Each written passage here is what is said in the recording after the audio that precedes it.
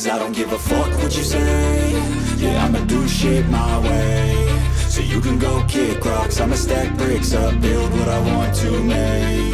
Yo, I got a lot of shit to say, so I'ma do this every day. I'll be writing things until I'm fucking buried in my grave. 6 feet deep under, but my body won't decay. Cause my messages are timeless, so they'll put them on display. Oh yeah, I rap with a certainty, I have a sense of urgency. A message for eternity, for everyone internally. I had some people burning me, but now they fucking learn to see I ain't the one to fuck with, now they looking nervously. And I don't really care what you think of me, respectfully. You can kick rocks if you think you're fucking better, see. I will outwork you, turn you to an enemy. Hurt you so bad that you're gonna need some therapy. I got the motherfucking recipe, I've been cooking up hits, I'ma leave a legacy. You'll be looking small when you're standing right next to me. I'm 5'10", bitch, but I'm 10 feet. Cause I don't give a fuck what you say.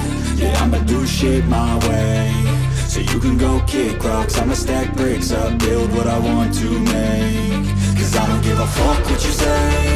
Yeah, I'ma do shit my way. So you can go kick rocks, I'ma stack bricks up, build what I want to make. Yeah, I'ma do it my way.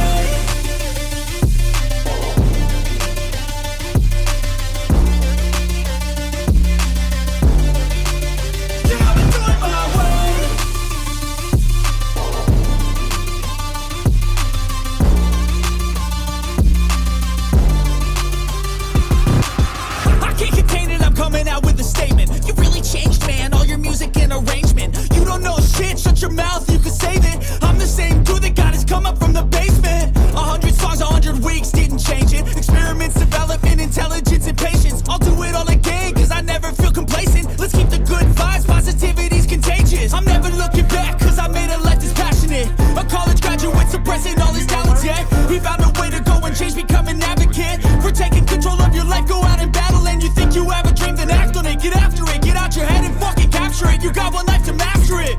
Don't give up on your future. We all start losers. We're all late bloomers. Gotta struggle through the sewer. What you say? Yeah, I'ma do shit my way. So you can go kick rocks, I'ma stack bricks up, build what I want to make. Cause I don't give a fuck what you say. Yeah, I'ma do shit my way. So you can go kick rocks, I'ma stack bricks up, build what I want to make. Yeah, I'ma do it my way.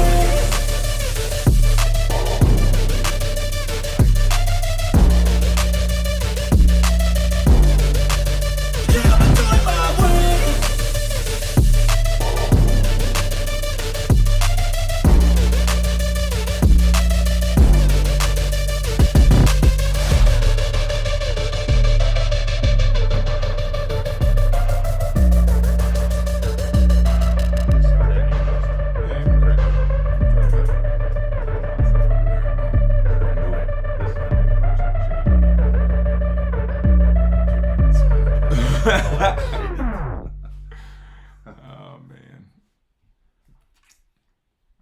And I got the mics on. Hey folks. Hey folks. We're back.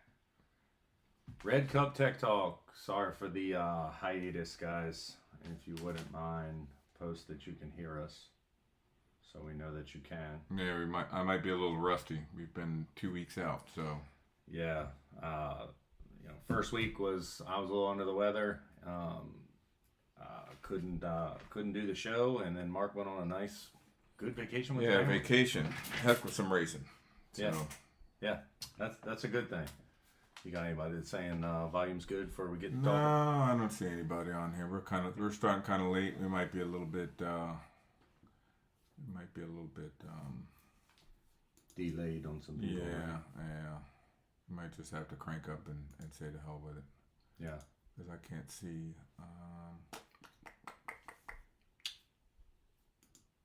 Well, I'll get into talking. We appreciate those that are listening. We'll kind of cover, before we get into what Mark's wanting to talk about, we'll cover the PDRA race that happened a couple weeks ago at MIR. Hats off and a big thank you to Rob Honeycutt for inviting myself and my wife down to enjoy his suite. He's one of the sponsors there at Maryland International Raceway, so he had a suite, which was a nice reprieve for somebody like myself that really doesn't get along with his son. So I went down there, we went down and were able to enjoy a couple of rounds of racing. saw some friends, tried to go around and see some of my bike friends and some of the Pro Mod buddies. Talked to Jeff Miller and the pilot racing team, and they were doing what he seems to say is kind of like usual maintenance. They had hurt a piston in round one, and we're doing some maintenance. Where unfortunately our boy King cut it a little too tight and checked out second round with a red eye. But Kurt Stedding ended up winning Pro Boost, taking out Melanie. Melanie looked like she shook the tires. Can't speak 100% on that, but that was my vantage point. Stedding was going to be tough anyway. 60 with a 1 at 209. The mile an hour these guys are putting up non-turbo. And I'm guessing the air wasn't really that great. No, I didn't watch any of this, so I'm kind of trying to catch up on the latest going on. But I can't tell you what the altitude was. I can tell you it was crazy hot. Yeah, so it was definitely crazy hot, trash. like it has been pretty much in Maryland here for the last, I think, 10 days. A little bit of a reprieve these last couple of days, but Stedding got the win in Pro Boost, Pro Nitrous. Tommy Franklin, pretty much ran the table. It was an unfortunate loss. First round for Mr. Halsey. Congratulations to the Ford boys. They put together a good pass. They also Super Jack put together one. Yeah, and second round they did as well. Unfortunately, he also lit a cherry in second round. I think they went a 69 in second round, if memory serves me correctly. Franklin was supposed to face Billy Albert. Billy couldn't get his car started in the bye run in the semifinals. That's a tough one. Really? Yeah, so, he had a bye to the final, couldn't get his car started to take his bye, so Tommy had a bye in the final. Oh, that's what happened. That's how it went down. Oh, yeah, wow. That's how it went down. That's got to suck. You can't take the tree, then you're out. Yeah, and that's can't push it up there. No, and Tommy, 64-207, shared the winner circle with Amber. She won Pro 632 over Walter Lanigan. Her 412 took out his 414. So that was good side by side. My boy Braden Davis got the win over another good friend of mine, Chris Garner-Jones, with a whole shot. 16 in the final. 397 took out Garner-Jones's 395. So another back-to-back victory for Braden to really give a nice Father's Day gift to Travis, man. Again, one of the top-tier families in motorcycle drag racing. So that was cool to see. And another tip of the cap to Braden. Saw he was testing one of the war bikes there at VMP yesterday in Pro Stock Bike, and the video that I saw, very promising. It looked like he clicked at about 1,000 foot. I think it went 698, like 160. It's an NHRA bike. Yeah, NHRA Pro Stock Bike, Suzuki at that. So probably somewhere around mid-low 80 pass, if I had to guess. Can't speak on it. I haven't spoken to them, but that was super cool to see him out there. Also see. Aaron Litton's son, testing one of Matt Smith's Buells.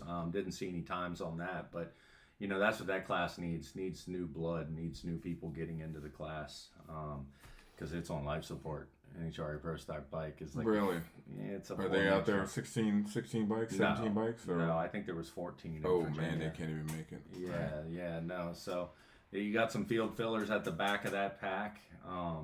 They know who they are. I don't need to draw attention to them, but there aren't too many people that really are getting into Pro Stock bikes, so it needs the likes of the Littons with their lineage, and also the Davises, to really help that out.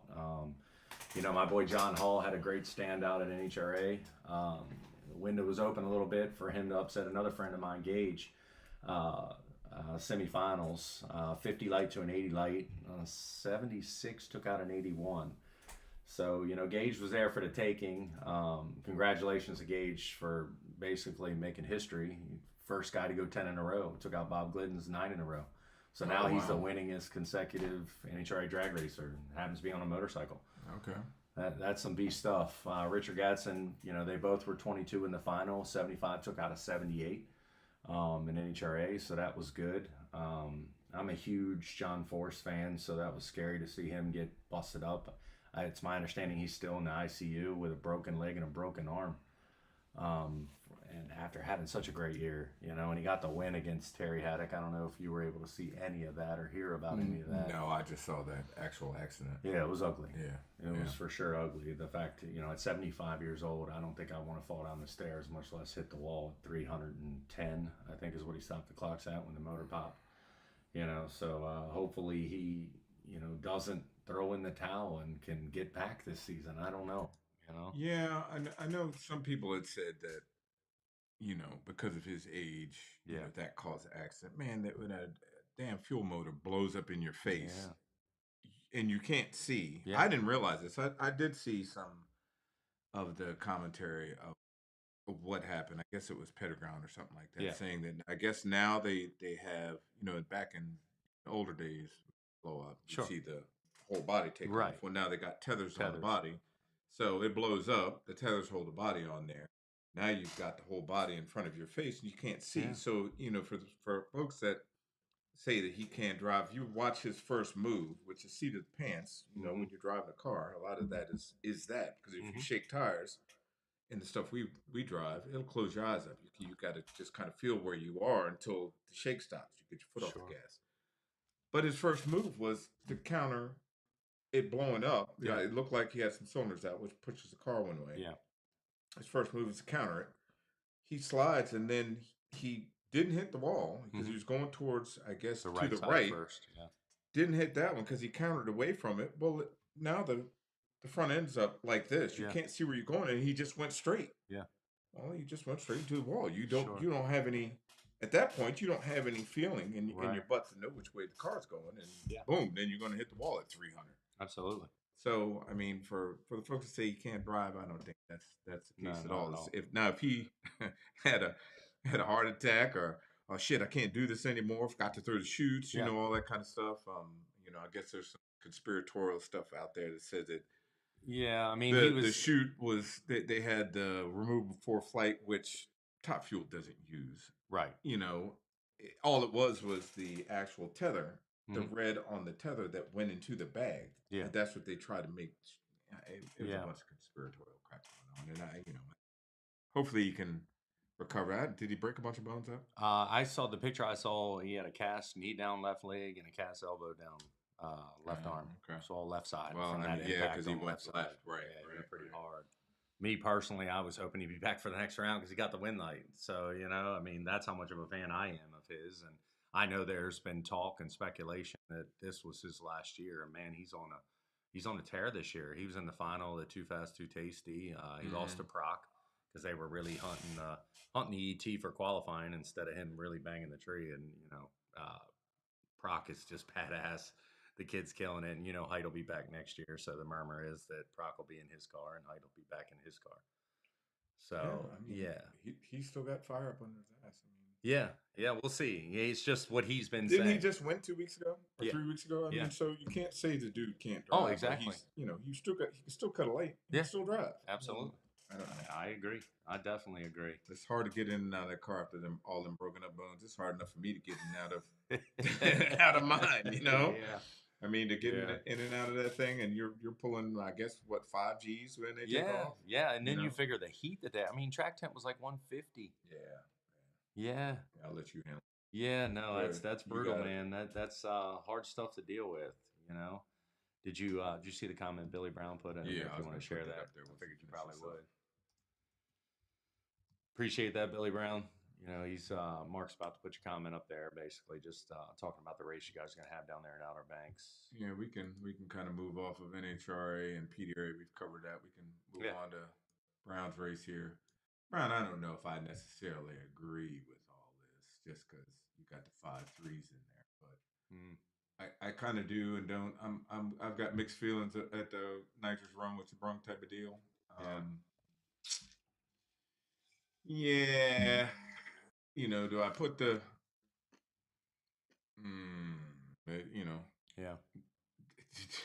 I don't want to play musical engines and put the 5-3 back in there. Let's see, what do we got here? No turbos, 5-3 and 5-2 can run each other. 4 run each other until they meet a 5-3.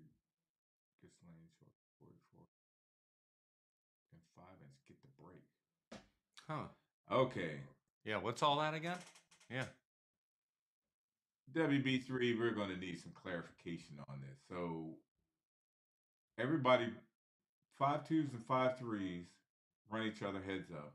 4.4s and 5 inches run each other up. If a 4.4 or 5 inch runs against a 5.2, 5.3, they get the break. I'm not sure if that's what I'm reading. Now, if that's the what case, I'm reading. well, I don't know. I mean, Anybody want to, Mr. Brown, if you wouldn't mind clarifying that. get to typing. You typed all this out there. Yeah. WB, go ahead and type some more out here. We need, or just call in. Hit the number. What is the date as well? Oh, August 17th. I'm sorry. So, I'm just not seeing that. I read the rest, not the pertinent information in the front. Yeah. Well, I'll leave this. Yeah, kind of tuck it down there until he comes back. He said yes, is what he just commented. Yes. Yes, what? Yes, that's what it is. So 4.4 and 5 inches get the break from a 5.2, 5.3. That's what we're looking at.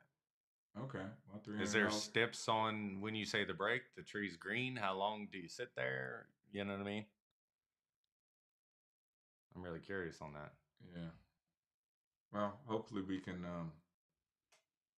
talk about that again. I know I don't know who you have doing the track down there, but I know the last time I went down there, whoever you had doing the track was on point. Really? I've never been to Outer Banks, so it was better than the problem is the shutdown. So I mean, is it bumpy? You're gonna have to. Well, no, it's not bumpy. It's just short. So okay.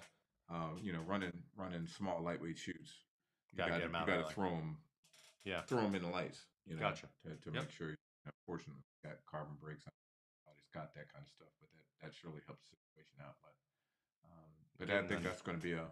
Want to type the number? He said, "Give him the number, and I'll call in." You want me to do it? Okay. I'll type it on there. All right, I got it. All right. We'll type in Billy, so you can call in. No, I appreciate it, man. Watch this. This is why y'all should get on YouTube and you'd see the link. Yeah, instead of the book face, right? Let's see here. There we go. Is that the next big grudge race to your knowledge? I don't know. Well, let's see what we got on there. Yeah, that's what it looks like. Yeah. And then August 3rd is MIR with Larry. And I think they are going. I'm not sure what the rules are going to be. I think they're going to be similar to this. I'm not sure about the break and all that with 5.3s. Okay. But I would say going forward, something similar to this needs to be done. I don't know. It's just, I'm not really against other combinations running, but it's just hard in the no time world. As we've said all year. You're speculating what they're running. To police what right a screw is going to run against a nitrous car. Right. I don't know how else you make that a fair race for everybody involved, a run with your brunk type race when you've got probably a 1/10 to 2/10 disadvantage with a nitrous car. Anyway, well, we'll give hopefully Mr. Brown will call in. Well, I can just go ahead and say it then. If you can read that. Yeah, I heard it. I heard that. Okay. All right. I was just, Billy Brown, I'll just say it since I don't know if there's a delay or whatever. 757-453-4734 is the number. I'll type it on here too. Here we go. Here we go. WB3. Mr. Brown, you there?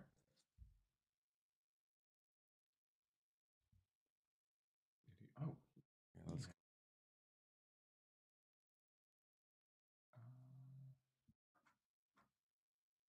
You there? Where'd you go? Here we go. Hold on. Will it not like that guy? I need to get him out of the green room. Let's see. Bear with us a second, Mr. Brown. We're a little foggy.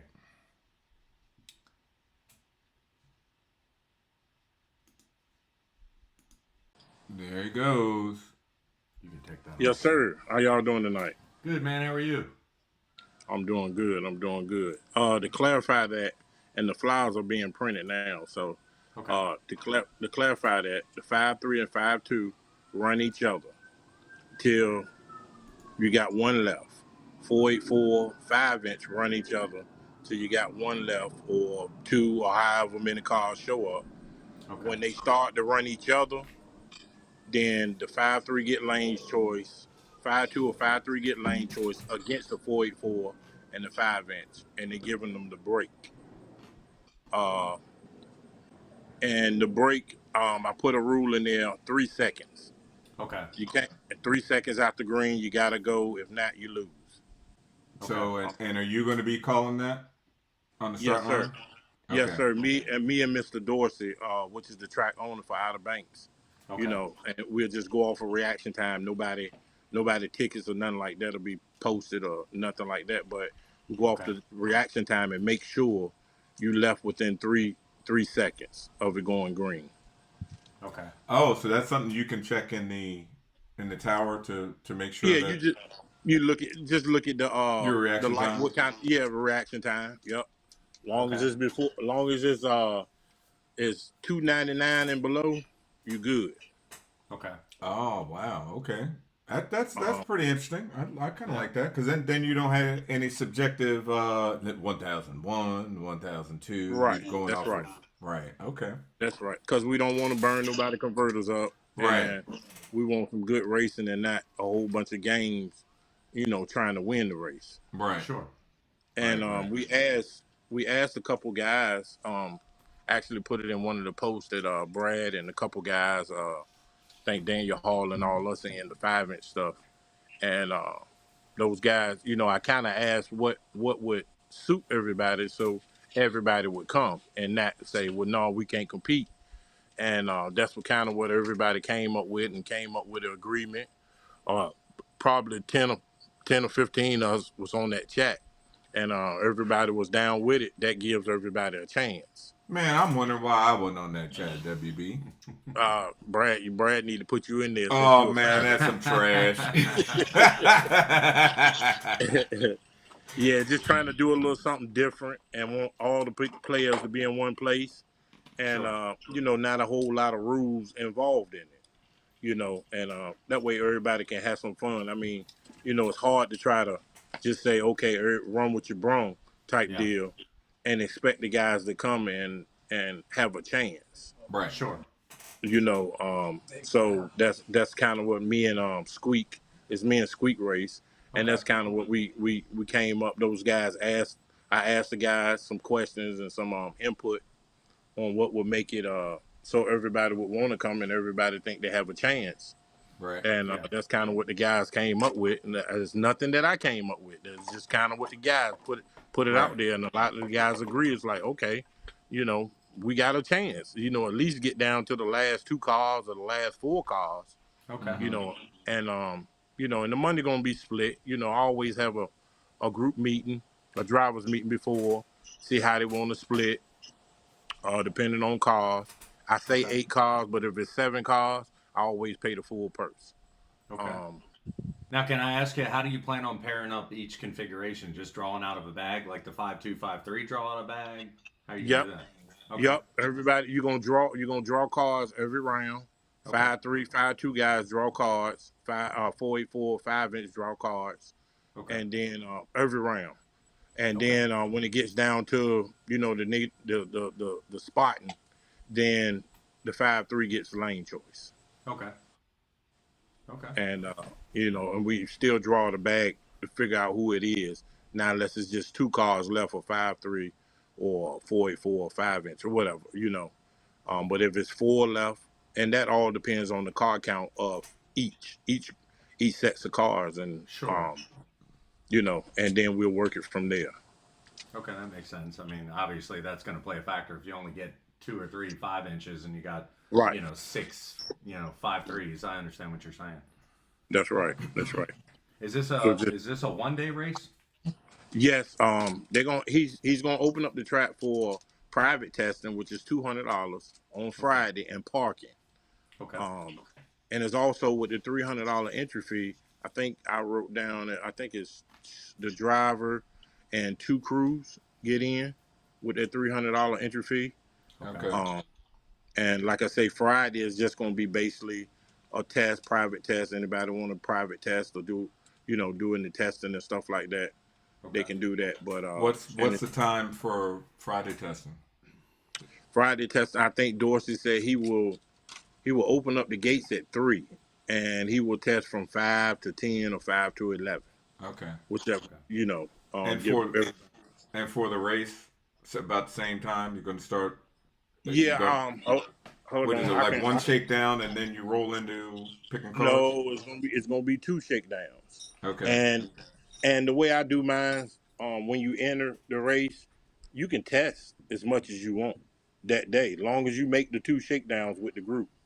You can Okay. test in between, but it's not gonna be any waiting. If you decide to go in between the shakedowns with the group and make Mhm. a test hit, try to get your stuff together and get as many hits as possible, that's up to you. But you got to make the shakedown with the group, and we're not going to wait. You got to make first round with the group, and we're not going to wait. Okay. You know, so try to make it fair, but we're not going to sit around and wait on you if you decided to make a pass in between. Okay. Hold So on, what I'm happens? And, go and ahead. this Go is ahead. just kind of spitballing here. What happens if let's say you have a shakedown at 1 and 3 or whatever it is, and I miss the one at 1 and I go out there at 2 and decide to skip 3. Is that going to make a Long difference as that you don't run with the crew or long as you make one with with the with the your group pairings with with the with group. the actual show? Okay. Yep. Long as you Okay. make one with the group, that'll be fine. Okay. Time wise on Saturday is let me see. Okay, we're gonna have juniors. I might as well read this. We're gonna have juniors, $2,000 free entry for juniors. Mm-hmm. Bracket race. Um, their time trials will be 2 p.m. and 3 p.m. Uh, eliminations at 4 for the juniors. Gamblers race, which is a bracket race, 100% payout on a $50 tech card entry, and $1,000 on top. Okay. It will be, and that the gamblers time trial will be 2:30 and 3:30 p.m. So it's juniors, the gamblers, and then the big tie shakedowns will be 5 and 6 p.m. and eliminations at 7. Okay. What time does the track close? The track, they don't have no curfew, to be honest with Oh, you. okay. Oh So wow. we can run on until Yeah. as long as no dew gets Yeah, out there. as We long can. as there's no dew and no track.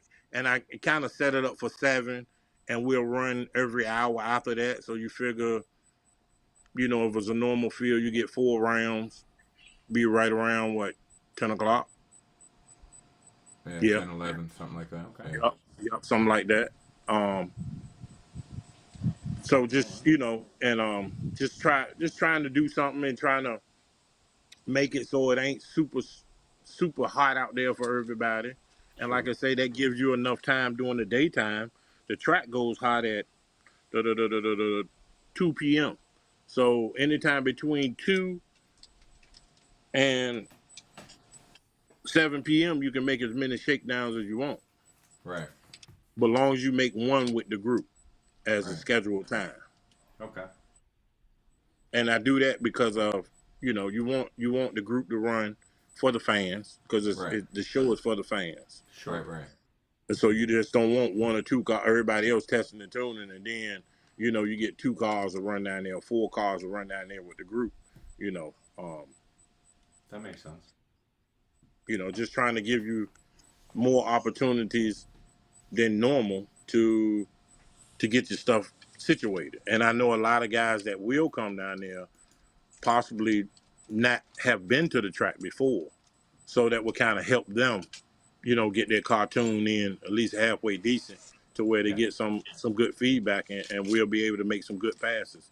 And like Mark said last time, Dorsey crew, the staff at OBX is the one that actually during the prep, and they got a rotator now.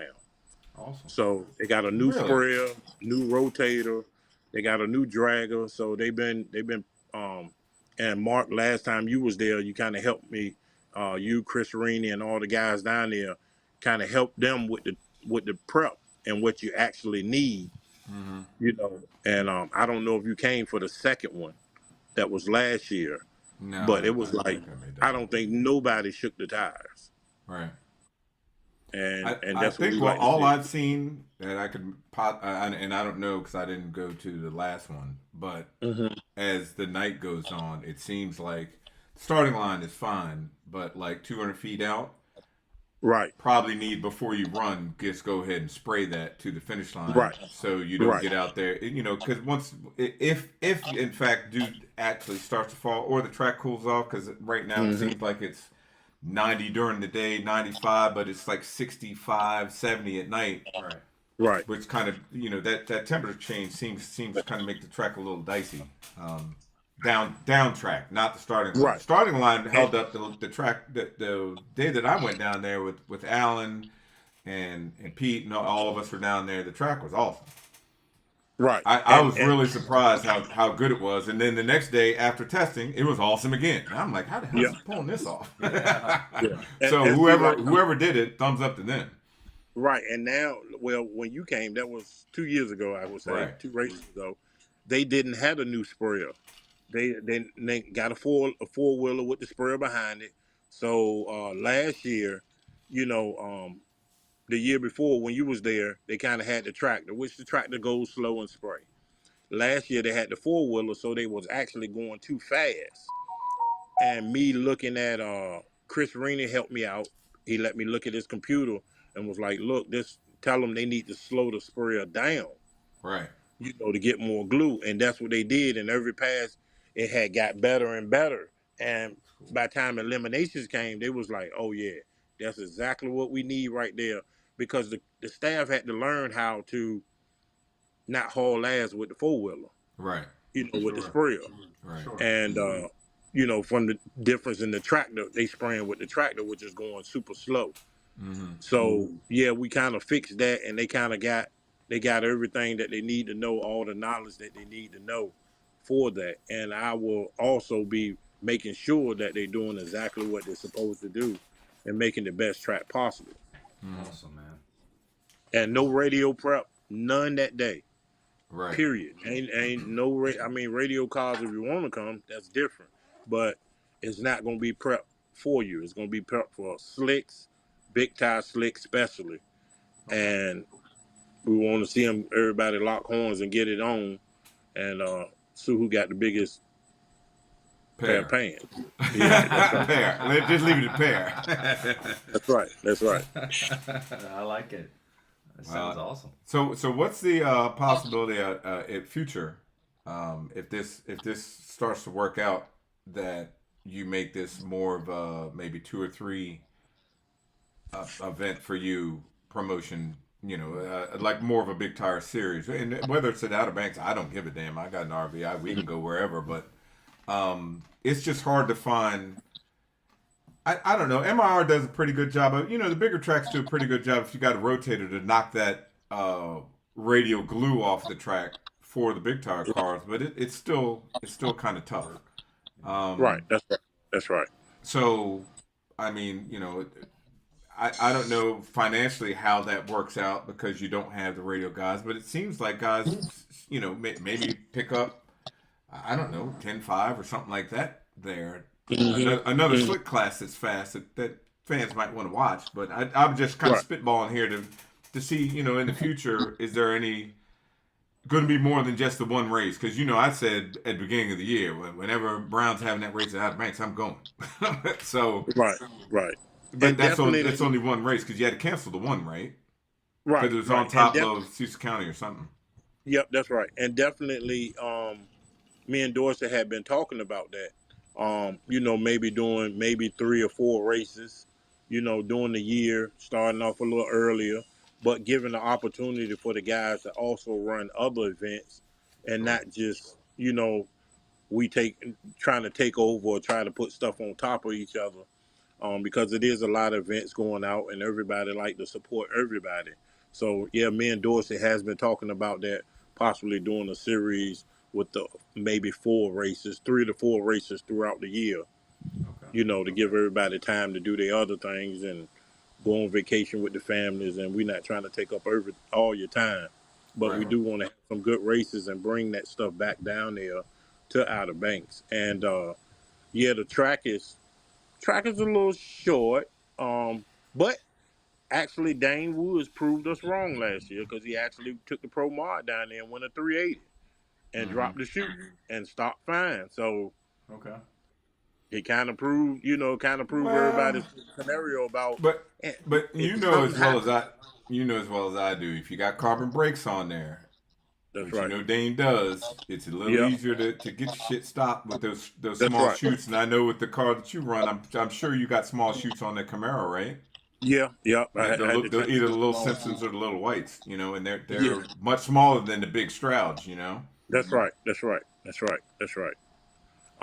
So safely, I would say you can run 390s, um, mid to low 390s, high 380s, and pretty much be cool to stop, slow down, and not get in trouble. Now, yeah, of course, if you don't pull the chutes Right. and you ride past the scoreboard, yeah, you'll be able to stop, but you're gonna You're gonna have yeah some you're gonna smoked have to up get you a brakes. pair of draws. That's right. He And we smoked a all pair of draws. Dorsey is also working on that. I mean, I talked a lot to him about it, adding another 100 foot of asphalt down there with a wide turn off. That Yeah. way, if somebody gets in trouble, Yeah, you can at try to least dirt track it. that's right. At least have something, and he's working on that. I mean, like I said, he bought a rotator, so he's taking my advice and getting the equipment that he needs Cool. for the track and upgrading his equipment. And he said that's between that and the timing system will be his next go. Okay. Okay. Do they have a sand trap down there, or no, or are you just straight out into the field? No, it's a sand trap down there with a net. It Oh, is. okay. Um, Okay. I think That's Slim pretty Car a good. couple years back ran in the sand trap and kind of rode it down there, but he didn't pull the parachutes at all Oh yeah, till he yeah. till he was Right, off the track, and right. ran past, and I let everybody know, do not run past the scoreboards, and they have big checkerboard signs at the finish line. And I also been working with him to put like the tractor triangles on Yeah. the side of the guardrails. Be able to pick it Um, up. Yeah. Right. right there, just in case, that'll catch the side your peripheral view. Right. Is the You track know, a well? little bit. I've never been there, so I'm only asking. Is the track well lit at night? Yes, track is Okay, well good. lit. Okay, Track good. is well lit, Okay, good. and he Yeah, got fire those triangles extinguishers. will definitely help. Yeah. Right, he got fire extinguishers all down the side, the retaining wall on each side. I think it's at every cone, or I think it's like 330. Well, it's definitely some at the line, 330, Good and there's deal. some down at 8th Mile, and there's some all the way down in the shutdown area. Okay. Okay. And I always make sure, walk down there the day of the race, make sure everything is in the green. All the Right. fire extinguishers are in the green. We do have the rescue squad that will be sitting on top end. Official rescue squad, not just a truck sitting there. But yeah, the official. Yeah, there's been some of those. Right. Yeah. Right. And I like I said, I try to uh, bleed over a little bit from what I have learned through class races and running different tracks, Sure. and try to give them info to try to help them along and make it better and make it more safer, to ease the driver mind. Right. Well, When I it, think it's awesome that he's receptive to listening to you, which is right, good. Yeah. right. It's a big deal, And man. I think one time we had the tree was too short. A lot of guys was like, I can't see the light. Right. And so we went out there with a tape measure, and I measured it, and we looked in the rule book. I was like, yeah, the tree is short. Wow. So he was like, well, let's raise it up to where it's supposed to be. And that's what he did. And we drilled a new hole, put a pin in it. And after that, everybody said they were fine. Right. Okay. That's good. How Okay. long has this fella owned the track? Has he owned it for quite some time? Yeah, I think Dorsey has, I want to say maybe 5 years, maybe. Okay. He's doing a lot of, he owns the Magneto. Right. So he Okay. he does small tire racing down there, and then there's some fast guys that go down there and cut loose on the on the small tire stuff. And he Sure. wants to get, me coming back there from Dinwiddie, wanting him to get the big tire stuff popping again, because a lot of guys have been asking. A lot of guys have said that they're getting tired of Yeah, running me. on the radio prep stuff. Yeah. That's right. Me. That's right. Me. That's right. Yeah. Because I can understand, you shaking. I mean, you got rear ends. I mean, you got $10,000 rear ends and $5,000-$6,000 gear sets in there, and Sure. all the shaking. Most people don't see that, but you keep shaking and wear and tear. I mean, you break a gear, for what? Just so you can try to run at a grudge race with radio prep. Right. And I really don't. I mean, we have all done it, but it's time for a change. Yes. Absolutely. It's good to hear that from somebody else other than me, because they all think I'm just a hater and whatever the hell. But they'll probably take a different angle at this because you said it. But yeah, I mean it's not that I don't like radio racing. I do. For radio racing. Like we went to Orangeburg. I went down there with Jason, and man, that track is awesome for Mhm. radio racing. You're not taking a slick car and go down that thing. I don't even think you can go down there. I mean, the morning after, when before everybody got up, I walked the track and it was still good. Mhm. Wow. And it was like noon, hot. Yeah.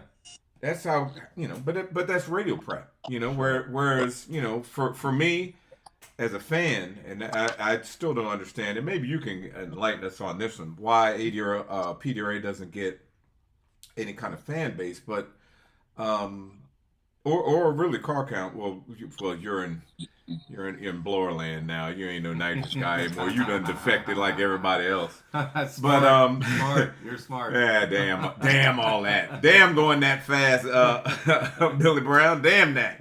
But anyway, it's the Tractor Drag Nationals when you go to a radio race. They got to get out there. Now it's not that bad down at Orangeburg just because it's nighttime and they don't have to keep re-prepping it, and not as much as, let's say you go to a duck race where during the day they got to keep doing that. But with drag racing, with big tires, you pretty much prep before the round starts, and you can go a couple hours before you got to get out there, unless it's super hot and you snatch the rubber off of it and you got some bald spots. But That's right. you can actually watch racing rather than watching the tractors race. Sure. That's right. That's right. And and like I say, with the bracket race and the juniors, you won't have to do a whole lot of prepping in between. It'll basically be prep before the big tires go. Make sure the track is right. Walk the track. Everything before each round of big tires. We're gonna make sure that the track is prepped properly and the same way as consistent as we possibly can. I like it. This sounds like a good thing, man. Hopefully it will prosper into 4 races a year like you're hopeful for. Yes, Real sir. quick side note, Chris Bell, Kinetic Engineering to the front. That's what we got, just so you know. Yeah. You're not up under the car, but No. Chris That's just my said, buddy, what's up? yeah. Good seeing you this Yeah, week. And I that's- don't know if you see the comments there, but Yeah, that's my buddy Chris. Yeah, that's my Ace Boone Coon there. you know what's up, Kinetic, man. That's on That's all right. my shit. And so that's pretty much on all the cars I work on too. I know everybody will say, "Oh man, Hayes, you just spending everybody's money." Well, some things you need, and suspension is a big part of it. But anyway, I do have another question. Seeing as Squeak has seemed to pop up in here and run his mouth, I'm going to guess during eliminations that you're not going to have call outs. It's just pulled from the chips or cards or whatever you're going to use. Yeah, cards. But during shakedowns, Mhm. you can if you got somebody you want to run. Just so I know Well- when I need to get on top of his ass. Well, that's not written in stone. that's one of the things. Like I said, I wanted to stay away from a bunch of rules, and Yeah. that's one thing that's not written in stones, and probably will be uh, I, discussed in the drivers' meeting. If people are willing to do that, Okay. do a call out first round or how, if majority rules at all my races, I look at majority rules. You're gonna have one or two that don't want to play ball the same way. They want to Sure. use, a steel bat, and everybody else using a wooden bat. right. But majority rules, and we there to have fun. We there to have a good race. We there to put on a show for the fans, and like I say, give everybody confidence to where they say, yeah, we pretty much we like this, and we want to do it again, Mm-hmm. and we not want to only do it once a year, twice a year. We want to at least, commit to, hey, if you got 3 races, we're gonna make those 3 races. If you got Okay. 4 races, we're gonna try our best to make those 4 races. And I always look at everything that's going on around us. Like I said, I know everybody likes to go support other races and go to other Sure. tracks. So we're not trying to lock you down and hold you hostage. And then we also don't want to do too much because it gives the fans something to anticipate. Hey, they Right. coming Sure. back. No one You diluted. know, Yeah. that's right. That's right. And Yeah. that's a lot of that has been going on. And Yeah. like I said, it's time for a change and time for something to do something different and Okay. get back to the fundamentals of racing. Right. I like it. I got you. Do you? I don't think this has come up. So that you got $100 or $10,000 guaranteed payout.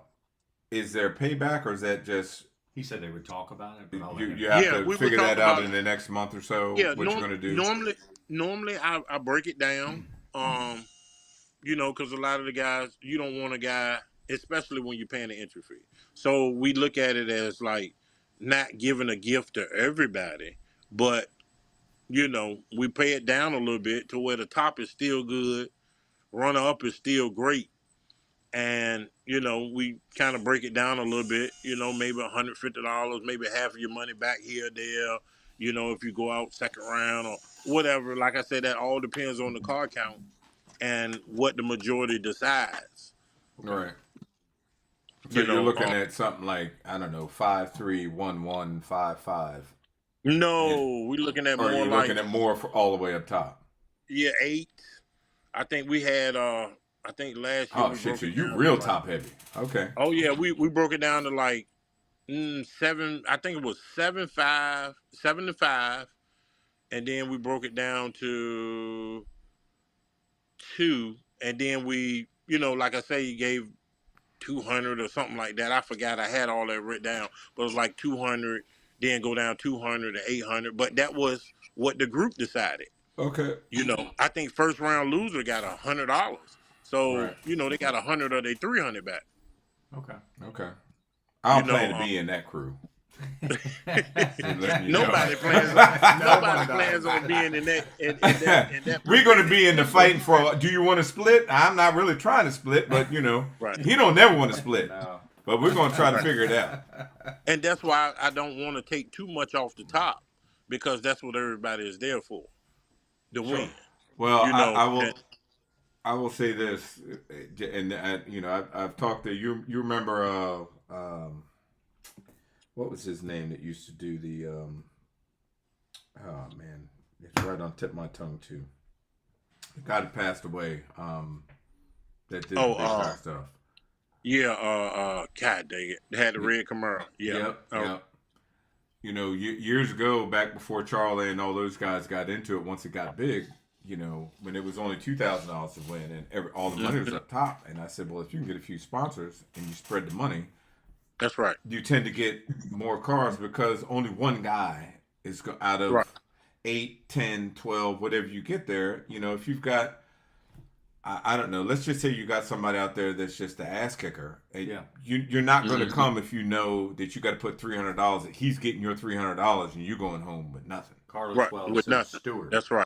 That's Stewart, right. yeah, Stewart Williams. Stuart Williams. Matthews. Thank you, Carlos. What is There you Stuart go. Williams? That's Stewart right. Williams. There you go.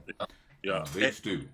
And that's what And that was about last year when the guys actually decided. Jim Teasman is a great friend of me and my dad's, and even he was agreeable with it. First round loser get $100, and it was like, that's cool. They kind of makes people to say, okay, well, I know I ain't gonna be nowhere near the fastest one, but I got a chance. Yeah. right, But Good at plan. least I get some money to go home with. right, Sure. And I had me a great day. right. I mean, towards the end, right before Stewart passed, I think, I think you were at that race with the Mm-hmm. Grand Am. They Yep. had, I think he was to the point that it was 500 for first round loser. You remember that one race at VMP Yeah. that it was like 42 cars, and they were like, Yep. man, well, we need to have a 32 car field. And he's like, I'm not splitting the money up that much. If you Right. didn't make the 16, you out. Right. Damn. That's But right. he had enough Right. money to where you knew that you were getting a decent amount, Sure. almost like national event payout, where you got 500 to get in, and you still had, I think he still had what, $6,000 up top, 6 or 7. Mm-hmm. Mm-hmm. So And we don't have no sponsors. It's just me and Squeak. right, We're willing. I mean, if you count up 8 cars with $300, that's pennies to what we paying out. Of course. So we coming out of our pockets. well, you know what? I got some great news for you. Oh, it's bad news for you. It's great news for me. Squeak's gonna be a little lighter in them pockets. So make sure that he gets in whatever you need him to get in before he tries to come draw on me. Yeah. Look. I know he's watching this shit. he gonna get it. And we got some good grudge races, guys down Carolina. Those guys already had called and said, "Hey man, we don't do shootouts, but we want to come grudge race big ties, and we gonna That's call good. out some guys as the date gets closer. We're gonna call out some guys, and we want to see some good big tie racing, to where you're not depending on the other guy to shake the tires." Right. I like right. it. Side by side racing. Absolutely. That's right. Yeah. That's right. Yeah. And that's great to the fans. Those fans love some big tires down there. They always have. Even when we was there, me and my dad was doing races there with the old owner before we even got invited to come to do the races in Dinwiddie. Those people out down there, they love big tire racing, and they Right. want it. They've been asking for it. They want to see it come. They're getting tired of the, 1 or 2 cars run here, and 2 hours later, another car run here, and then at nighttime, when everybody yawning and tired, then everybody want to come out and run, Right. because Right. of the radio type deal. So Right. yeah, we just, like I said, we're doing it for the fans, we're doing it for the racers, and we just want to have a good time. Okay. Well, do you think? So this is your last one for this year, right? Or you think you might have one later on if this works out pretty good? Might be a stretch. I don't know. Yeah, depending on, a lot of people have gotten their dates prepared for September and October, and like I said, I don't step on nobody's toes. Right. You know, Right. I don't step on nobody's toes to try to better myself. I better myself by putting in hard work and doing what I'm supposed to do, and that's what we kind of, we're gonna try it. And last year he tried to push me to get one. I was like, no, they got a lot of grudge races up north and down south. Let the guys have fun and go to different tracks and stuff like that.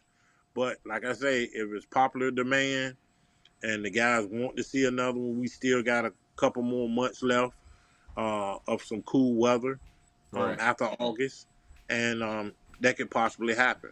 How's the weather down there in October? The weather's pretty good down there in October. Now you will get a little dew at nighttime. So, and You then have to run the early in time, the day. I think the time will change. I think the time changes around October, if I'm not mistaken. But that's a possibility. That's not marked out or X across it right now. That'll have to be a conversation between me and Squeak and Dorsey, and try to see what his schedule is, and open schedule going on. And like I say, looking around at other racers that have been doing it on certain dates and stuff like that, and try not to step on anybody's toes. Okay. That's our main concern, because we want everybody to be able to come down and say, "Oh well, no, we got to race this way, we got to race that way," and it happens, But we trying to stay away from that even Right. happening. It's in everybody's best interest, yours and theirs. So that makes That's total right. sense. Yeah. That's right. That's right. I don't know if you saw or you're looking at the comments, but Carlos Wells says he's going to make the trip. He'll be down there. Yes. I had somebody call me. Little Bill want to jump on him with the Kryptonite. I think it's Kryptonite, the truck. Bubba's old truck. Yeah, I think he wants Carlos Wells when he come down there. So Oh man, that was Carlos, one of watch the. out. You got a dot on your chest. Yeah, that was one of the guys that he said he want to race if he do come down. And like I told him, I would want all the guys from down your way, Carolina way, to come also and enjoy. Just like I would want all the guys from up north Maryland that haven't had the opportunity to come down there and race with us to come and have a good time too. Yeah. Yeah, for sure, man. I'm looking forward to it. It sounds like a lot of fun. Yeah. Yeah. Definitely. Well, we'll be there. Yes, sir. I know that That's for a me, fact. That's why your car is on the fly. Oh, is it? Look at him. Look at him. I didn't. Is it? Okay. Yeah, I Looking forward to shouldn't have said. I should have waited till the fly go out. Well, I appreciate that.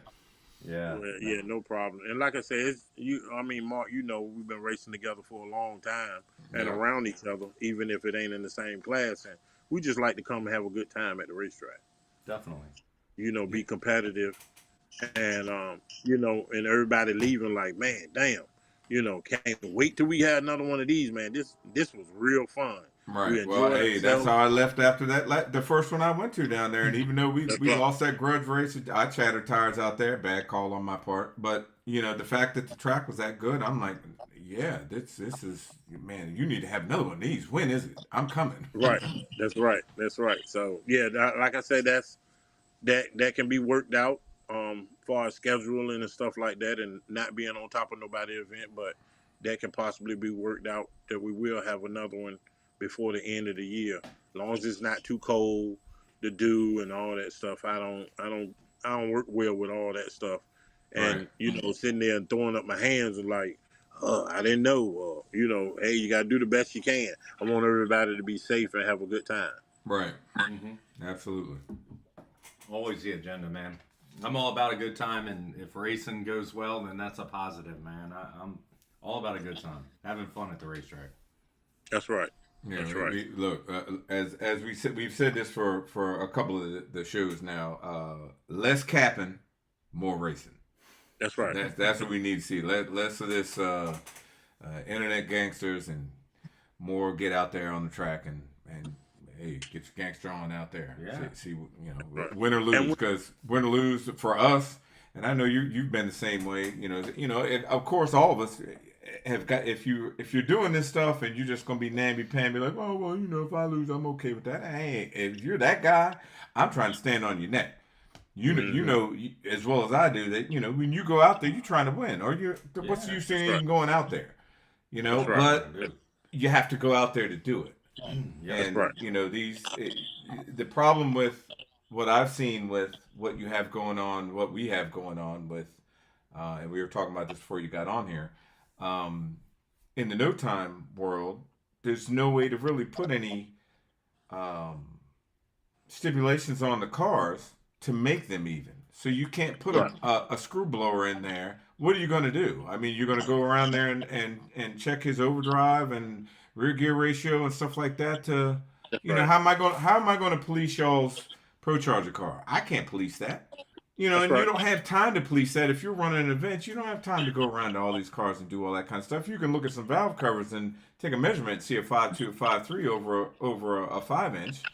Mm-hmm. But other than that, like you said, less rules just makes it easier on you and makes the event go smoother, rather than all this other kind of, other kind of stuff that some of the other organizations out here have. I think this hopefully will work out, and the 5.3 guys either will come and jump in the water, or they'll do what I did and say, okay, well, I'm not doing all that. I'm gonna put the 5-inch in there, and most Mm-hmm. guys have 5 inches. And for me, and I was going to get in this later. I got a bunch of props over here on the 7Ps. For me, I don't know how the maintenance is on the Pro Charger, blown, all that kind of stuff. But I know both now because you've got that and you've had your nitrous car.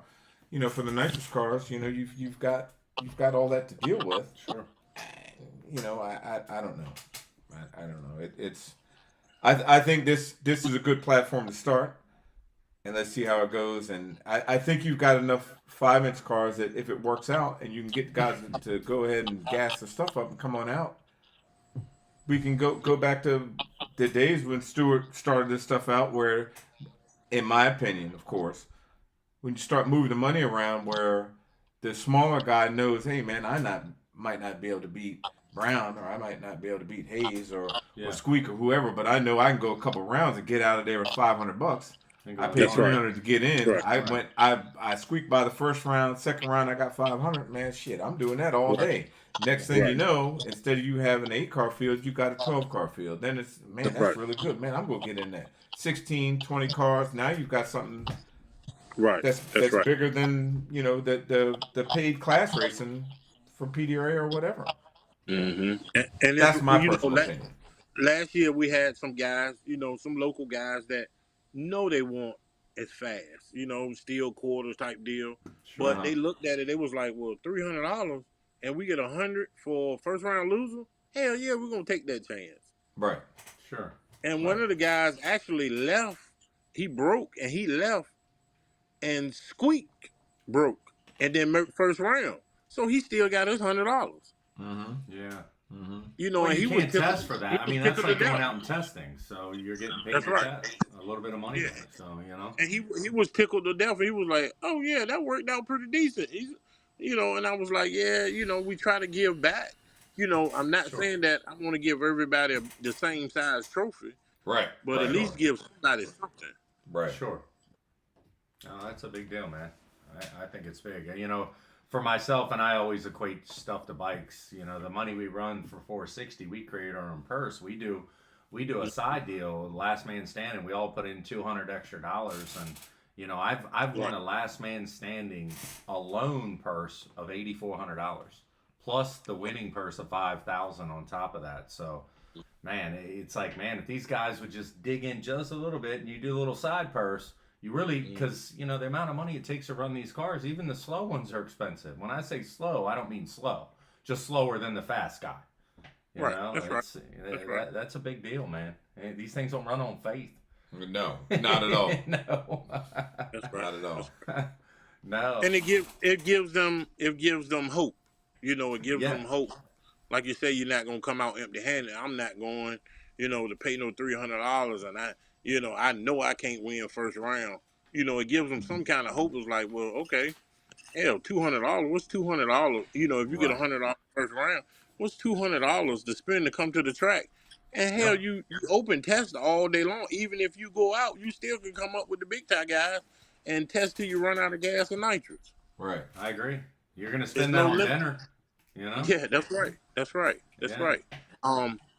I mean, a lot of classes and a lot of things due to free entry.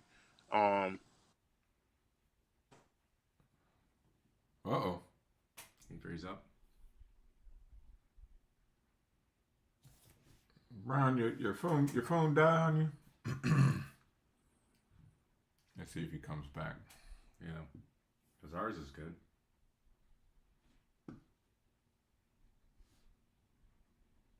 I see you there, Mike Graham. You jump on. Look, I didn't make the rules, so yeah, I know you. Oh, he dropped. Let's see if he calls back. Yeah, Mike, as well as we know, and he's the blower guy here. Come on, man, it's hard for nitrous guys to even keep up with you guys, man. It's just it's tough, and I think if this was more like Big Dog or something like that, where you have some kind of rules to try to even the field out, that's one thing. Yeah. But because it's no time, and nobody's going to run a car across the scales. I know I don't want to run mine across the scales. Right. Well, But Stacy Reed just said showing times at this race. no, they're not showing times. The big tire deal is no times. Now I don't know if they. He He said said, his phone died. "Oh shit, he done rant." Man, if you don't put that made by run to 7-Eleven and get some more minutes, Brown. Come on, man. Oh man, what do you say, Troy? Yeah, no, they're not. Stacey, they're not showing times for this race. Look, Stacey, you need to go ahead and do what we talked about at the track. That thing's too pretty not to see some flames blow out of it. Stop messing around, man. Okay. You got a big tire car? That's that pretty blue car that was sitting right next to Oh, us. the real pretty. Oh, yeah, wow. that's okay. Stacey. The one, the Yeah. wheels, we were like, right. Yeah. It was like, Beautiful man, car, Stacy. I was like, man, that car is sweet. Yeah, Mike, that's good. Come down, support me. I want to be your number one customer down there. For all you guys that don't know, Mike Graham at Virginia Speed. Is he the transmission fella? That's the transmission guy. That's the guy that got us straight. Yeah, thanks for getting it right, man. Transmission boy. It was frustrating for a minute. Yeah, for more than a minute. Well, I was being God damn, kind. it was more than a minute. No, well, I'm not gonna be kind, damn it. All that time and effort. And look, you shouldn't be kind as long as at many times you had to get up under there and unbolt that raggedy ass converter. Yeah, that's true. 6 bolts out, 6 bolts in. Yeah. Oh man. JP Miller said Stacy ain't about that life. Oh man, damn, that's cold. Yeah. Anyway, well, that's maybe in the coming, let's see. Well, it's only June. It's not even July yet. So Next week, July. Brown, if you want to come back in here, like I said, man, we're all about racing in general, and Yeah, I when don't it gets mind closer. promoting whoever Absolutely. for whatever races are coming up. Yeah. You know, I think there is a lot of interest in big tire, but I think you just have to find the right venues to go to where the rules make sense. Yeah, for sure. Oh, here he comes. Here he comes back now. Here he comes back. He done got it plugged in. All right. Let me go ahead and put you back in here. There we go. All right. All right. You got your stuff plugged in now, man. Yeah, can you hear me? Yeah, we got you. Yeah. Yeah, like I said, the reason why we didn't go with the free stuff, like some other classes down south and up north and stuff like that, because you get cars that know that they can't compete at all, but like it almost makes it more round. You know, Sure. just throwing them out there, you might get a 5.0 car, 5.10 car. Just say, you know, it's free. You know, I'm gonna try it anyway. You might get 5 or 6 of those. So you done made it go 6 rounds for no apparent reason. That makes sense. You know, and that's really no good racing. You know, everybody know when you come to the racetrack, you have to pay some type of entry fee, and we try to keep it as low as possible to where it's feasible. And you know, and like I said, it ain't like we depending on the entry fee to pay the purse, because as they calculate, you know, it's no way possible if you get more 8 cars. serious racers. That's right. That's right. So we want to see some good heads up racing, side by side racing, and like I say, with the rules and stuff, we don't want to make too many rules because we don't want to confuse the fans also. Right. Because we know they're gambling, and you know, we've made. Exactly. right, too many rules to confuse the fans, and they gambling, and next thing you know, people fighting each other in the stands because Absolutely. Right. We appreciate you saying that. We've kind of been saying that. We've been saying that for 3 or 4 months, but you know, it's good. It's good to hear you say it. Somebody else. So another voice say the same thing, because you know how it goes around here in this area. But I say it, it's you know, I'm being contrary, but and I love to support other people's stuff. You know, it's run different stuff, and I never talk about anybody particular series or particular class or anything going down. If I don't want to run it, you know, I just don't run it. You know, right. And people do what they do, and you know, and I try not to compare myself with nothing else nobody else doing. I always try to look outside the box and use my own mind to deviate what I think works because I'm a big tire racer. Sure. Right. Yeah, definitely, man. I like it. I'm excited for it. And, you know, if we can continue to, you know, as it gets closer, bring you back on. And, you know, when you get things more ironed out, man, we continue to hype it for you, man. We're excited for it for you. And definitely, I know I'm looking forward to it. I appreciate that. And, I've always watched. And, you know, I don't participate all the time, but I always watch. Thank you. Guys. Thank you. Some weeks are more entertaining than others. Yeah. Some weeks it's him, some weeks it's me. I don't know. Right.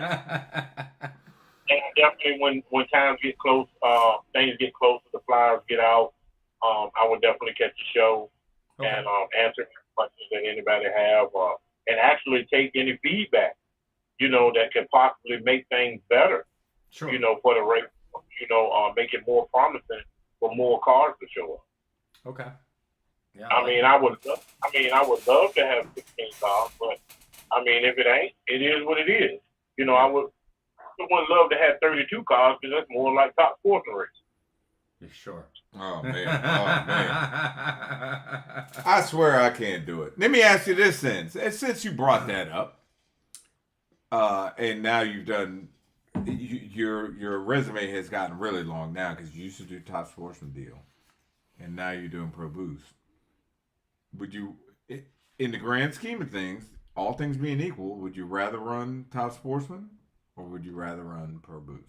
Not anything to do with necessarily the speed of the car, because I know if it's me, I'm trying to get in that boost car and fly. Sure. I'm trying to do that regardless. It's for me to get in, just changing engines in my own stuff from the 5-inch to the 5.3. Yeah, I'd much rather run the 5.3. Sure. The G meter stands up a much longer, but the fact of the matter is the maintenance and cost to run it compared to the 5-inch it's a lot less to run the 5-inch. We were going to get into that in just a bit, but what say you on that front? Top Sportsman versus Heads Up. I love running Pro Boost, definitely, because it's a competitive class, and that's top of the food chain, and that's what most racers, most drivers, that's what we shoot for. Right. You know, the top of the food chain if it's possible. But I stick with my roots at Top Sportsman now. I jump in the Top Sportsman or Top Dragster any day and enjoy it just as much. You bored, but you're going to enjoy it. Nah, it's a different kind of. I love bracket racing myself. I don't know. I just never did the bracket because that's just fast brackets. I mean, and right. I don't mean it that way because just fast brackets like Elite Top Sportsman is just, hey man, cut one system off and run 80s all day. You know, I mean, that's pretty much kind of what they're doing. But I don't know. I'm not that great on a 500 tree, waiting for that to boom, boom, boom, and I get all the delay box, but I never had one. Even with my first, my Nova way back in the day. I mean, I ran a little bracket racing with that, but I never had a delay box and all that crap. I did I'm a bottom bulb racer. Yeah, I'm a bottom cut it racer. loose. Yeah. Yeah, I'm a top bulb racer from the heart, man. That's why and I love it. Like I say, Top Dragster, quarter mile, 8 mile, Top Sportsman, 8 mile, quarter mile. It's funner to me. It's funner in quarter mile because you get a longer range, and then you get that. Once you get past 8 mile, you're like, oh yeah, here he comes. Here he comes, reel him right in. Yeah. That's exciting to me. I agree. But then, running Pro Boost, running 208 miles an hour, it's very exciting. I agree with that too. I've been 207. So let me ask you this then. So since we're going down that road, so would you take now my old ass? I've been 230. That's fast enough for me. You're gonna take that Pro Boost car to what's that thing run? Probably about 257. You ready for that ride? That's the ultimate goal when we come back. Shit! I'm telling you, I've been 241 with big shoots. And the shutdown was just as scary as the acceleration, brother. I love it. No doubt. It's a little hairy. I mean, luckily we got all the safety equipment that we did. I probably wouldn't talk to you guys. Right. But yeah, that pulling those chutes, it's a little rough. Yeah. It's a little rough on your eyeballs and your other balls, but hey, Right. I love it. Well, I'll I say miss it. even well, though, like, yeah, I mean, for me, I mean, that's 2000, maybe 8. 230 was closing the road up pretty good for a nitrous car back then, and yeah, that was about enough. And when they switched the quarter and you backed up to 185, somewhere around there, I'm like, this is I'm still got, because once you get it in high gear, no matter what car you're running, you already got it in high gear before you're to the 8th anyway. And now you listen to the engine scream. Make it there. You're talking to it. And you're like, oh man, here comes the mile an hour code. There goes the 1,000-foot code. I'm still living. Yeah. Here comes the mile an hour code. I'm still living. That's shit, she's starting to lay down. Man, I got it, man. I'll worry about fixing it later. And see, in the top direction, when I ran top direction, hell, I was running 610, 612. At like 230, and that's fun because you actually get to up on a guy, and you get the bag right on up in them, and you can't do that in the 8th mile. You only get 1-2 looks. You get a look when you and you get a look when you get to the finish line. Yeah. But that top sportsman, you just looking and peeking and you're like, oh yeah, I got him now. I'm with you, man. I love bracket racing just as much as first to the finish racing, man. Bracket racing's tough, and when you're going that fast, that's huge. I've never run top sportsman in the car. It's always been first to the finish to me, but I've been as fast as 740s top sportsman on a bike, and 178 miles an hour, and they're out in front. It's like, go ahead, turn around, give me that elbow. I'm not in high gear yet. I'm coming. I love it, man. It's so I'm right with you, man. It's exciting stuff. So yeah, both of them is exciting to me, but I would rather, of course, I would rather have the more speed, the quicker car. Yeah, hey, total sidebar. I mean, you had another nitrous guy, longtime local Ed Burnley, jump into a Pro Charge car. I think I saw him go 68. That's right. The nitrous guys, man, it's dwindling. It's dwindling. That's right. And why we don't want, no, I'm not against. As everybody knows, I'm not against turbos, Pro Charge, or blowers, but like Mark had said earlier, it's hard to regulate. Right. When you got those guys that have potential. Yeah. They can just put it on cruise control and, roll past you, and then it defeats all the purpose of anybody else coming to the track. Sure. And and that happened years ago. That happened when we was running. We had an Outlaw Pro Stock series down in Carolina with Dwayne Silence and Power Ship, all those guys down there running. When they got the blowers running, it was over for everybody else. Mm-hmm. Right. I'm showing numbers. Everybody else was running maybe 14 and 20. Hey, the blower guy come out there 390 and cook everybody and all the time. It ruins the class. It really does. From what I have seen in my long years of racing, it will ruin a class to try to blend both of them together. Right. Yeah. Yeah, no, it's definitely, obviously like the PDRA, ADRL prior, you're going to have to differentiate all the classes, even though you have those chosen couple like Franklin and Halsey that on a good day can run with a blower car. It's coming at expense, like them Pistons sitting right next to you.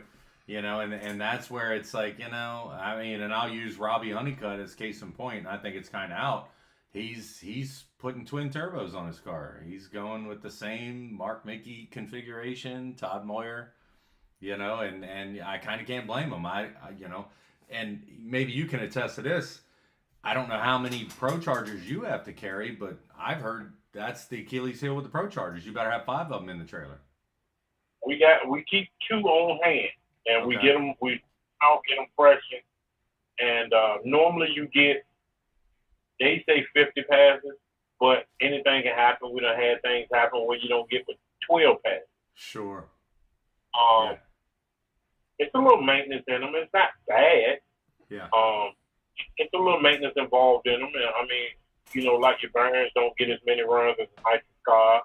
Your rods don't get as many runs. Right. You know, and I mean, just like anything else, when you're running without big sponsors and stuff behind you, just throwing money at you. Yeah.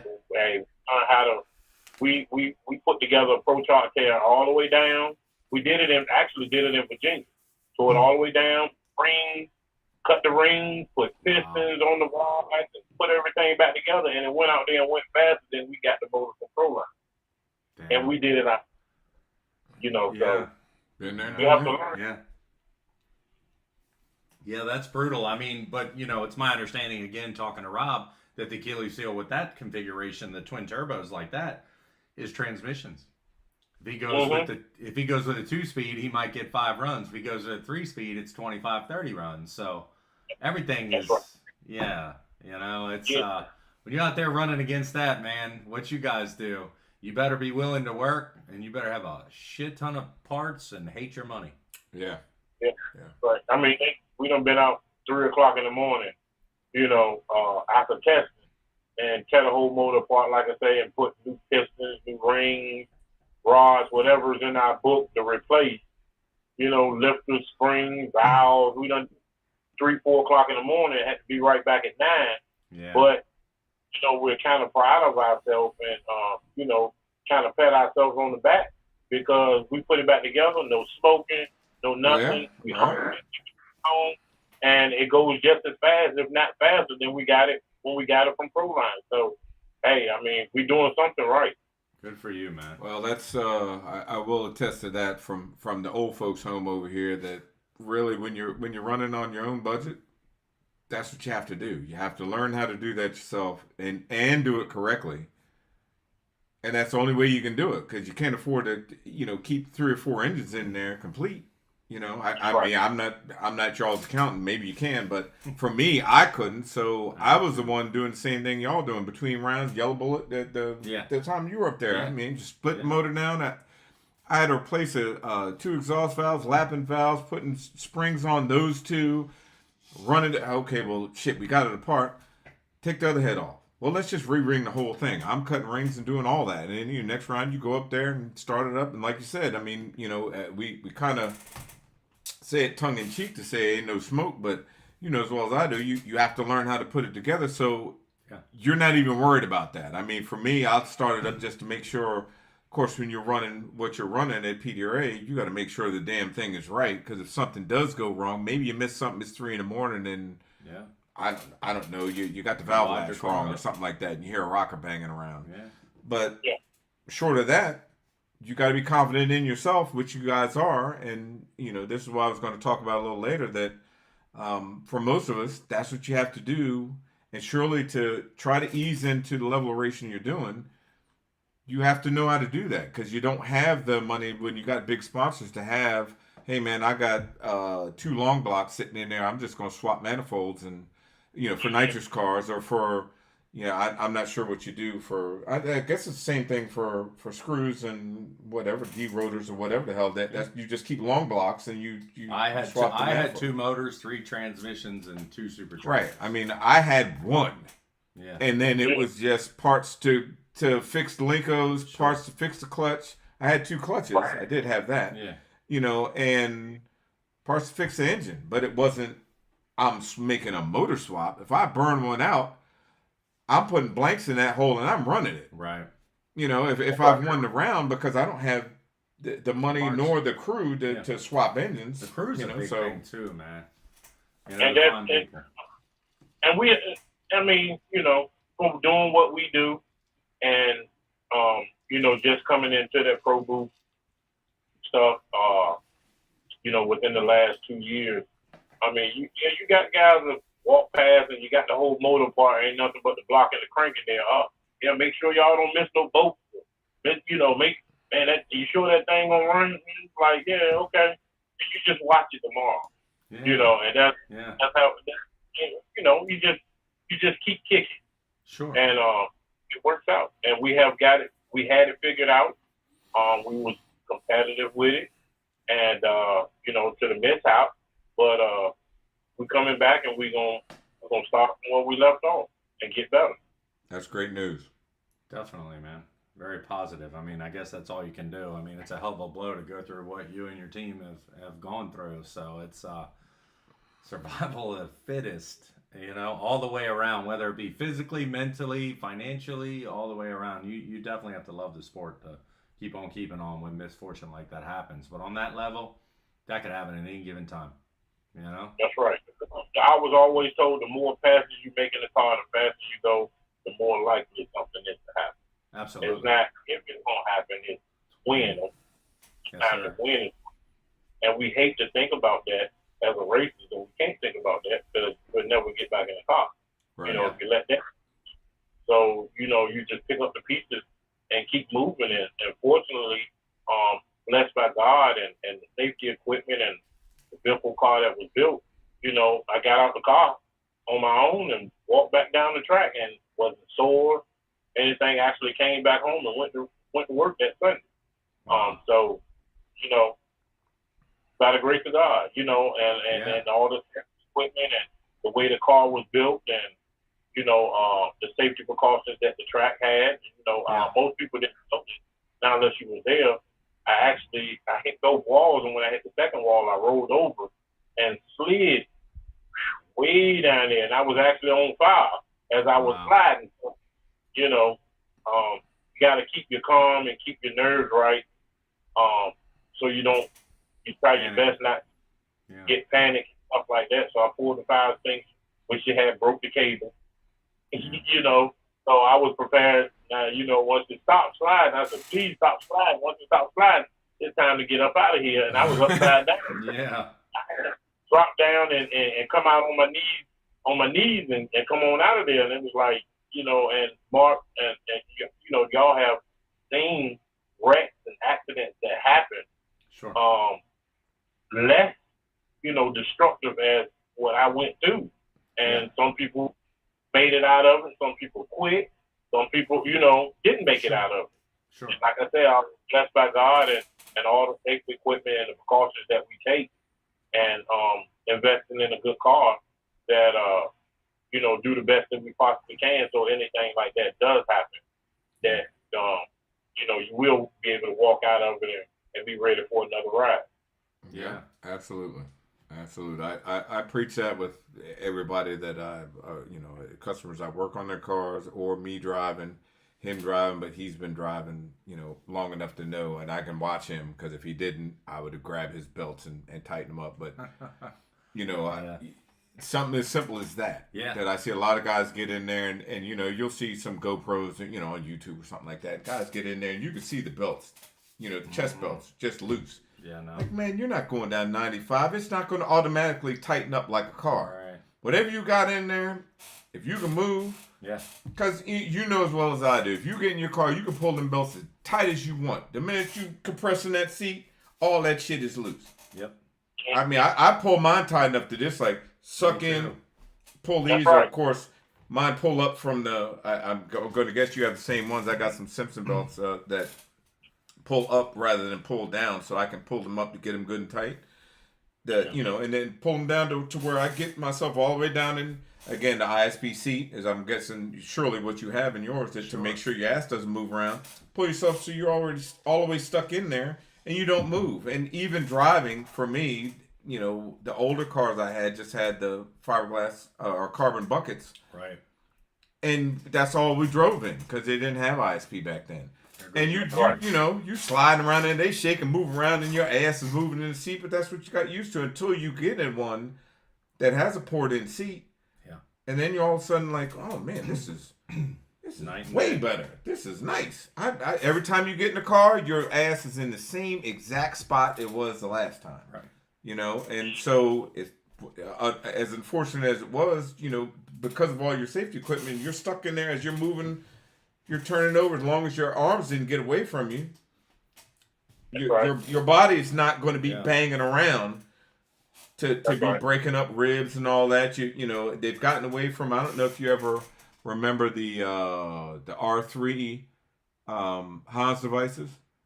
So I had one of those back when I first got the Cavalier. You know, and for those that don't know, it's like a T and it went down your spine. Yeah, remember I had it originally, and Right. I bought the new one. Yeah. And you had to put the horseshoe in your seat so that you didn't. They used to call them backbreakers. And then once I heard somebody got their spine screwed up in Pro Mod, and I'm like, let me rethink that. I'm gonna get rid of that and just get a hybrid. And I've been running that carbon hybrid ever since.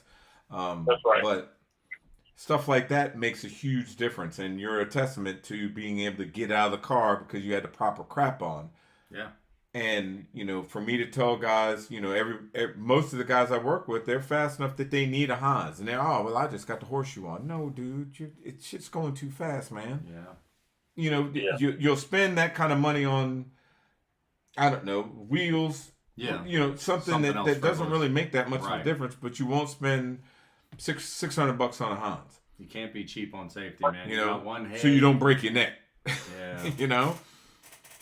And the safety equipment has gotten very expensive. I think what now, 20, 22, I think that's what we got to run. Man, shit, you're talking about $1,700, $1,800 for the suit. Absolutely. Yep. Right. And, the helmet, you're talking about, I got a carbon helmet. You're talking about $1,200, $1,400 for a carbon Yep. helmet. Yep. About the Honda. It's just, and then your shoes and all that stuff, and it pays off at the end. Yep. Like when you go to the club or you go out to eat or go out to a formal event, you spend good money to look good, Sure. and it's well worth it after the fact. Yeah. Yeah, I mean, you definitely are a testament considering, what you went through. I mean, that's an eye-opener, and quite honestly, I've never been through anything like that in a car. I've wrecked on a motorcycle, and the first lap back is always like, man, here we go. For me, at least the bike world, in the car after going through that, it's, that I would think, and maybe you can tell us and the listeners, is it you just want to get back on the horse quicker rather than later? Get back in the car? Yeah, if you're fortunate enough to jump in another one, yeah, you kind of will. I mean, everybody's going to be a little shook, Sure. If it's your style, move, anything, that's your mind going to tell you, hey, you got to get out the game. Yeah. You don't want that shit to happen again, not so soon. Yeah. So, yeah, definitely ready to get back in the car. And, I mean, if I would have had my nitrous motor in my Grand Am, I would have pulled that out the next week. Yeah. It just, that's just always my train of thought. Go ahead and get back in the car. And even if you do have a little break, you gotta have the nerve and you make that decision to say, hey, I'm gonna keep driving. I'm gonna continue to drive and just learn from any mistakes that you have made and just get better at it. Yeah. Right. Yeah, definitely, man. It's like a sack up moment because we love this sport, but you don't want to get hurt doing it. And I know it's always that I think a lot of people, to equate it in the car world, you can get in a 9-second car and have the same fate as getting in a 6-second car or a 3-second car as opposed to a 5-second car to the eighth of a mile. They all can kill Right. you. You're going fast enough. Yeah. You're going 150 plus. Yeah. Anything over that, really 130. Or Yeah. shit, you can get fucked up at 100. Yeah. So Yeah. Yeah, no, definitely. I have seen wrecks or cars hit the wall and get airlifted or and nowhere near is what the pass that I made, and we actually made a full pass. I don't know if everybody. I made a full pass that actually went up 363. right. Well, Yeah, it was right in the lights, wasn't it? yeah, I don't know if the 211 was true, but yeah, it went up 363 at 211. Damn. Yeah. And it happened so fast, I didn't get the chance. My hand was on the button, but Yeah. once it started to roll over, it was an old shit moment. Yeah. Right. Yeah. Right. It's easy to Monday morning quarterback and watch the video, but you are the guy in the car. It's split second decisions, So when you see whether it's a radial car with no bars, the front end comes up, why didn't he pull the chutes? He could have got it, there's so many. It's like, man, sit in there and deal with that. Yeah. And if anything happening out in the ordinary, you want both hands to be on the steering wheel. That's just what it is. know? Yeah. Now, just like driving down the interstate, if you rolling and you hit a patch of water, you might be driving laid back with one hand, but when you hit that patch of water and that car moves, both hands go on the steering wheel, you pull your, oh shit. I mean, and I consider myself as a good driver. I mean, I done drove all types of cars, Sure.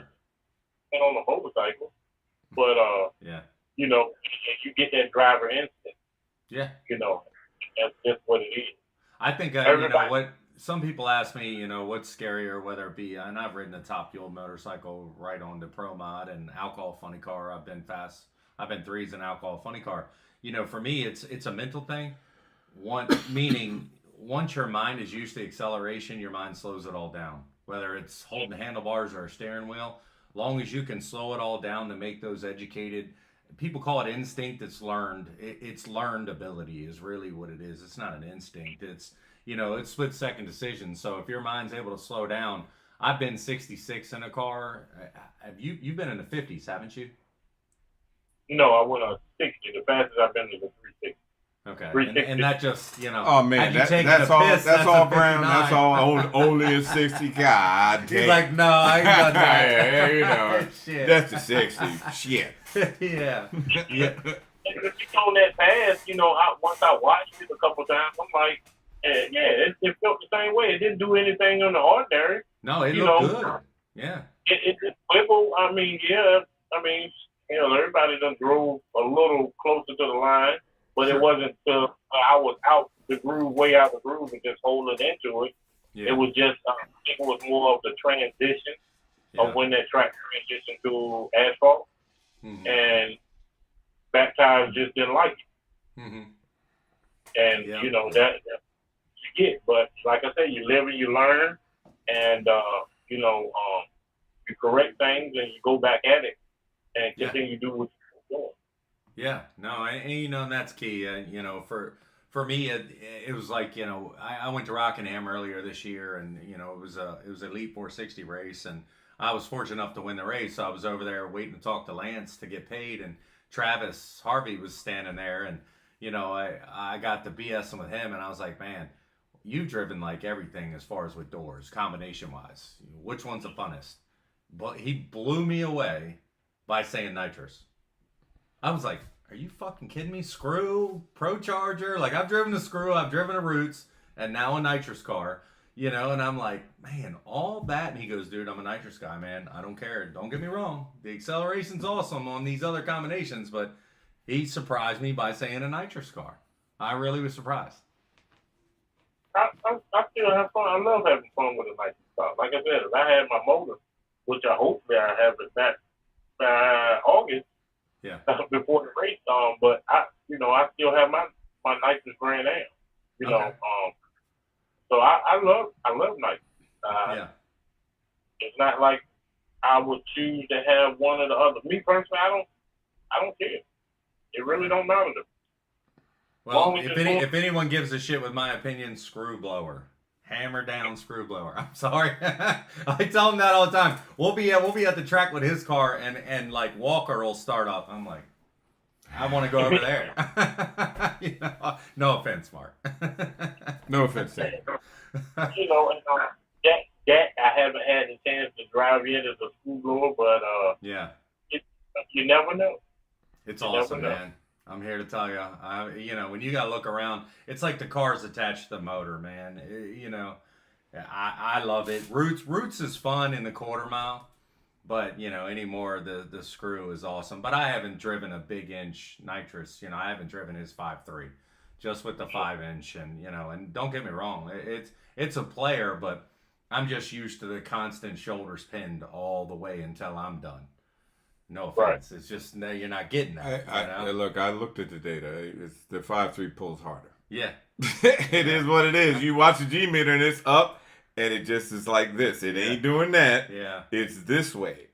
That first and I'm sure the 330 Pro is like- Chargers and screws, Screws. it's the same thing. It's the faster that thing spins, the more it just keeps hanging G meter. Yeah. Man, that is the greatest feeling ever. Yeah. My third pass in Adam Flamhock's car, you know, it was we did 2 test hits and first round qualifying at that Snowbirds back in 19. And this fucking thing went out here. You know, he threw the laptop on the thing, you know, 2 pairs away from the water. And I was like, okay, well, he's hopping it up because people are just dropping 50s like nothing. And I was next to Daniel Ferris, and man, this thing made a move at 330, and I couldn't see shit. The track went away. It was so high up in the air, and it got to a point, and I think we've all been there as drivers. It's like, okay, I'm not looking this way anymore. I started looking at the wall. Like, where the fuck am I? And then I see the blower just keep going towards the wall, towards the wall, and I'm like, I'm done. I don't know where I'm at. I lifted off the gas. It slammed the front end down. It broke the wishbone. It broke the front wheels. I threw the chutes. It went 381 at 160. He comes down, you know, with his Swedish, well, what the fuck are you doing? You're down here pedaling my car. I'm like, dude, you tried to kill. Oh, you hit the gas when it slammed down with his accent? I'm like, yes. It slammed down so hard. It ended up breaking the front wheels, and we still went 380. I was like, what the fuck were you trying to do? He goes, 55, 56. I'm like, he goes, next time stay in it. I'm like, no. I'm driving blind like some of these guys with these lockups. Like you watch, you know, Derek Ward and them. They send that front end up, and it's just like, just cover your eyes. That's a ride when it works. Yeah. You know, I don't know, man. I tell you, that was a hell of a ride for me. And you know, we didn't get the car repaired for first round. You know, I went out there and we didn't know the wishbone. We meaning them, not me, because I'm not that guy. Didn't know the wishbone was bent. We lost to Justin Jones, so we stayed and tested, and the track was shit on Monday. But the very next race that he went to did the same thing, and he did what he told me to do, and he stayed in it, and he stuffed it in the wall. And I'm like, okay, something's going on with this car. You know how to make a shit ton of power, and, you know, it's still the greatest experience I've ever had in a door car. You know, that was a hell of a lot of fun.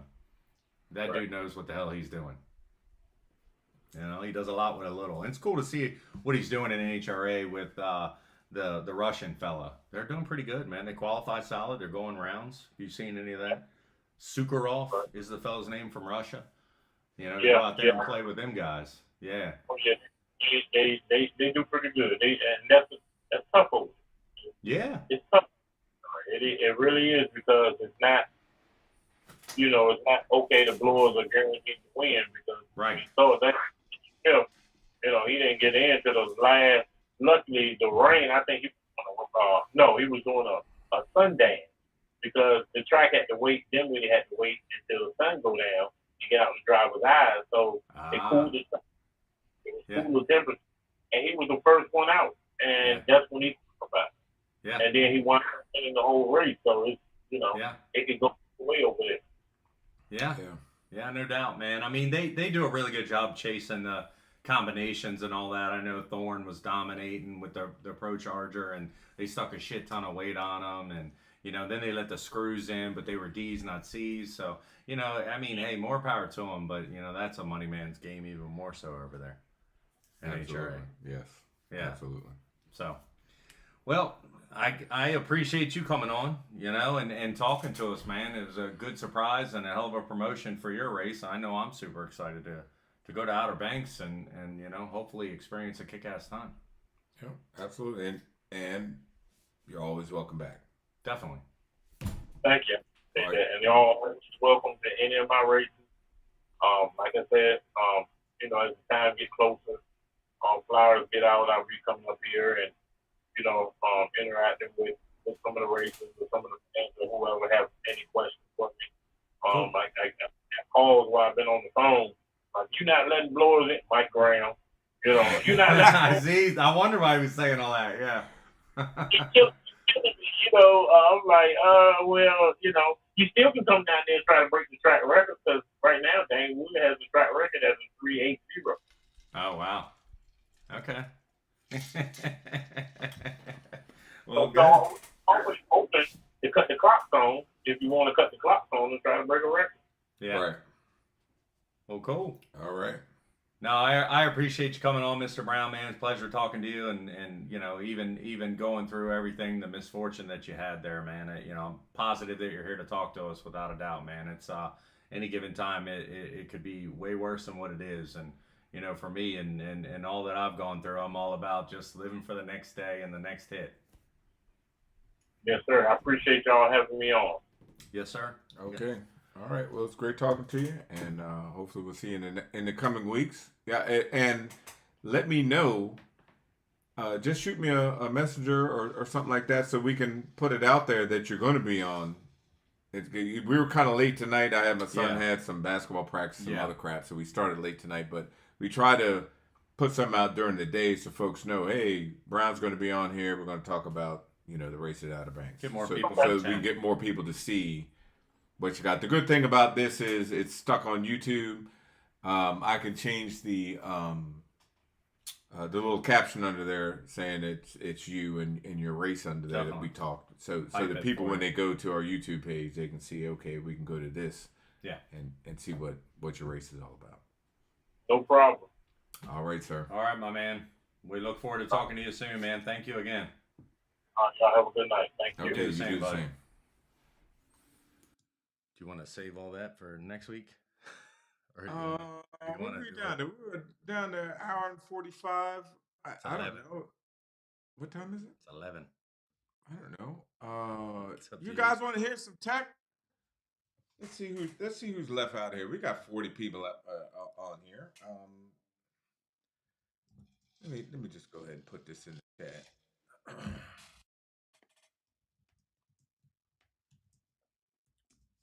Who wants to hear a little 7Ps? Anybody out there? I got a bunch of props I brought with me. Yeah, we weren't expecting William a pleasant surprise Yeah, definitely, man. It was good to hear all the details for of his WB3 to upcoming come race. on here and explain his race and what he's got coming up and all that kind of stuff. But well, I can go over some of this anyway. I mean, shit, we got 30 people on here. Or unless you, what time is it? Right at 11. It's like 10:56. It doesn't matter to me. Anthony Hall said talk about it. Okay, well, shit, we're gonna talk about it then. Hell with it. We're gonna talk about 7Ps. Prior proper preparation. That's the key to racing. Preparation prevents piss poor performance. 7Ps prior proper preparation prevents piss poor performance. 7Ps of racing. All you guys got race cars out there that watch. Most people that watch this, some don't, but you probably work with a team. You probably do a little this, that, and other thing.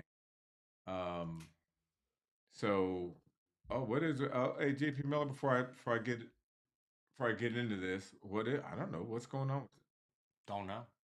custom tees. I really don't know. I haven't been on the grid in the past, I don't know, month. The only thing I heard was that Larry took it back over, and that was just idle conversation we at the heard that a couple racetrack. weeks I ago, don't that's know all any we know. more, hard stuff than that. Yeah, but anyway, back to the 7P. So the preparation part. What we're going to talk about, and I'm going to make a long story short here, and maybe we can revisit this at another show another week. Is how you guys prepare your cars.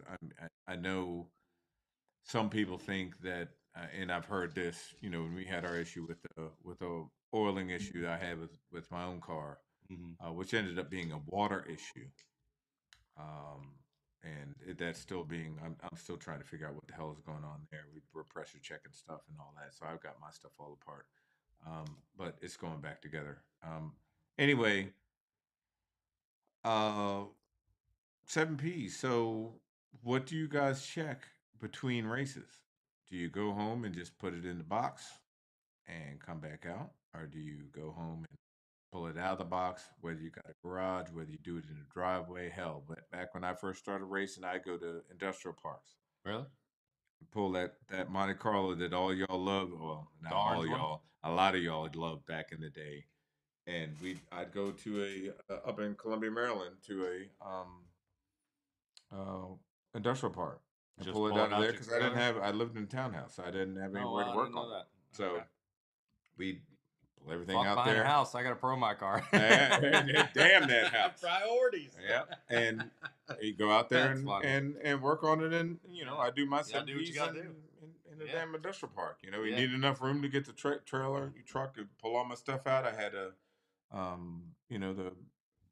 air compressor and all the tools Sure. and all that kind of stuff. And that's what I had to do. We had to service in the clutch and all that. But what we're talking about now is more so what you guys do between races. Do you part of the preparation part Do you is leak do down? you What do you guys do? leak your engines? Yeah. Do you go and run your valves? I mean, stuff like that you should do every time you go out. And that's from I'm going to go as far as saying I don't know necessarily some of the bracket racing stuff you might not and until you get up to fast brackets. It's something that's going. Let's say you got if you're quarter mile racing 10.0, 9.0 car, you might not have to do it as often. Right. As a because low they're 8 not or a high they're- 7 yeah, second car. they're lower RPM cars, usually in general. But Sure. your other stuff out here, what we're trying to do out here is primarily what I'm talking about. Your faster radial cars, your bigger engines that you guys should be running your valves every time you go out, come back home. In my opinion, and this is my opinion, um, run all your valve lash, and then leak your engines. If you got nitrous engines, for sure. Some people don't believe in that. Some people say just run a compression check. Uh, I found that a lot of people say that just because it's easier. You just stuck Sure. it in there, and Less whatever work. it pulls, it pulls. Right. Both will show similar results because if you get, let's say you're going to do the compression check thing, and for you guys that don't know, I'll get to that in a second. You run your compressor check, and depending on your engine, you got, let's say it pumps 180 on the second huff. Second compression stroke, basically, is what that is. And you got one that runs 150. Well, you need to figure out what that is. Is 150 acceptable for you? And why is it 150? Is it that because you've got a stuck ring, you've got a bunch of shit on your exhaust valves, intake valves, whatever, which a leak down will show. Sure. So, for the guys that don't believe in leak down, well, the leak down, if you do it correctly, what I do is roll it around till you get a huff out of that cylinder, usually 20 degrees before TDC, and you bump it around all the way to TDC and back down the other side where the piston rocks and goes the other way. You'll find it that on the driver's side, I think it's usually the way the piston, I think it's going to the outside of the engine, will show better leak numbers as opposed to the passenger side when you're going on the downstroke and show better. Most engines, surely aluminum engines, it's just going to, if you were to put a bore scope in there, or not, but I forgot what it's called, that measures the bore diameter. I can't help you. Sorry about The top of the bore is going to be a little bit bigger because that's where all the action happens, as opposed to going down. So you usually are going to get, if you're just doing straight leak numbers, 10 before, 10 after is going to give you a better number, and that's the number you basically write down. Okay. So if you guys have ever seen pictures of, and it doesn't make a difference if it's a no prep car, or nitrous cars, or you look at PDRA or whatever, you'll see numbers on the valve covers over top of each header tube. Those are leak down numbers. So you see 17, 15, 18, 23, da, da, da, da. If you do that consistently, and this is more towards the max effort stuff, you'll find that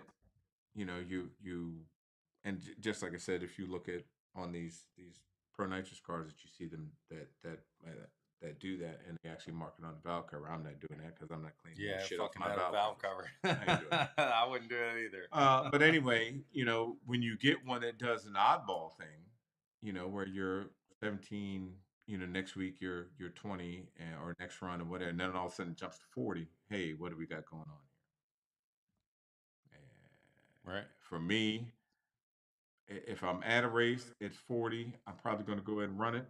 If it goes to 60 after that, I've got one either lifted, pinched, something has gone wrong in that cylinder. Do I want to keep on running it? And, you know, I mean, that's going to be how much it's going to cost me to fix this if I tear it How up? much is on the line? What are you worth? Right. What are you willing to go through? Yeah. Right. So, Sure. for you guys that would take that chance, hey, go ahead and take that chance and, Sure. and cut it loose. But for me, and this is what I was going to get into, this is the difference between a fresh piston that might be, let's say, 20 leaks 20%, and you go and take, and I've got, and this is out of my 738. This is from 20%, and you go to, let's say, about 40, 42%. And I'll change this up so that the camera can see it. Now, I don't know if you can see. Let's see if I can get it right. That's pretty good.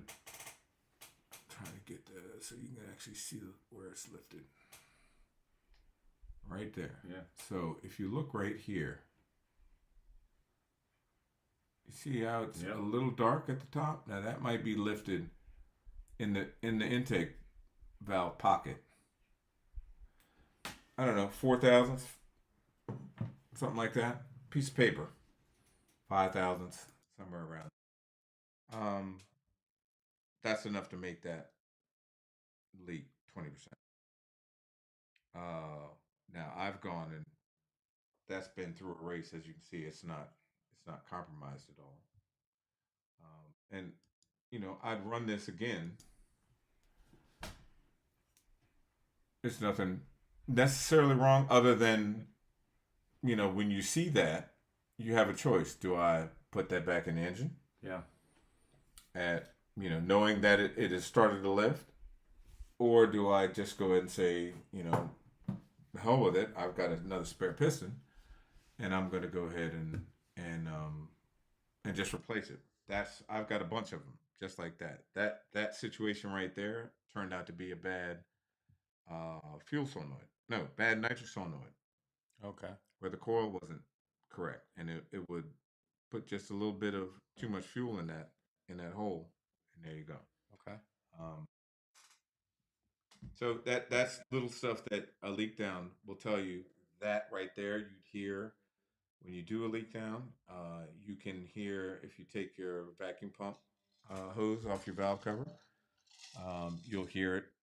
That's crankcase pressure, and you'd hear it out of there. If you've got an issue with an intake or exhaust valve, you'd hear it coming out of the carburetor.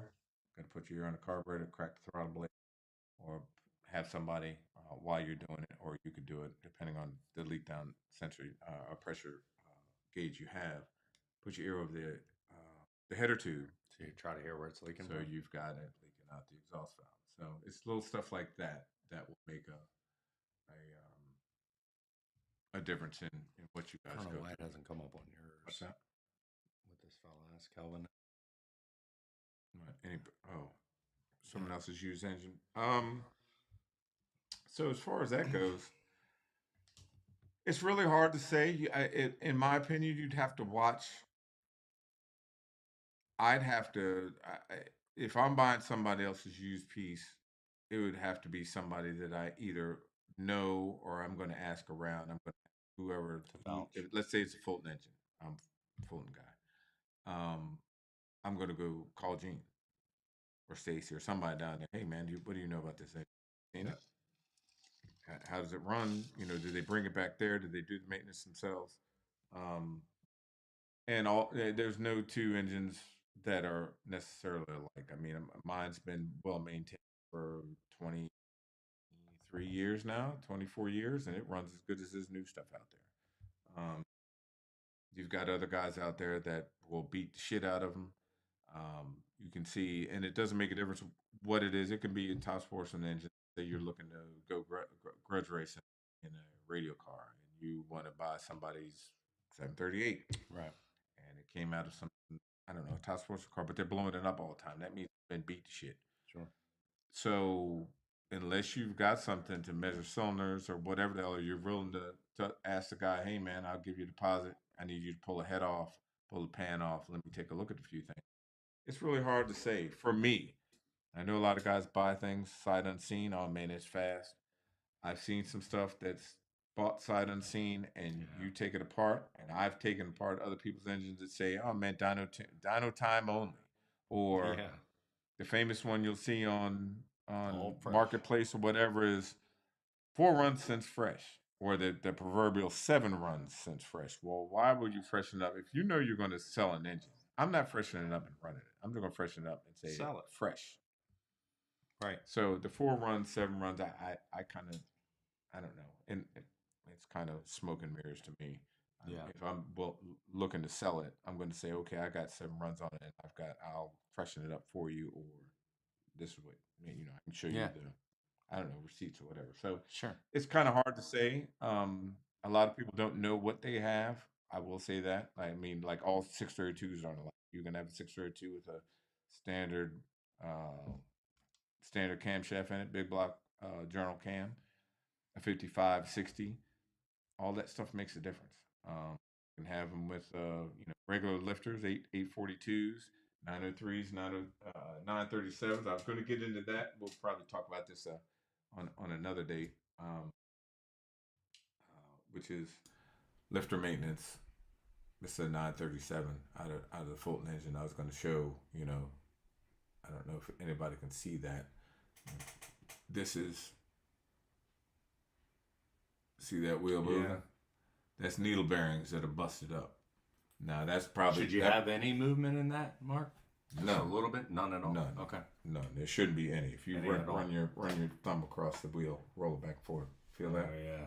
Feels like trash. Yeah, it does. That's Being looking to able to tear move an it like you entire said.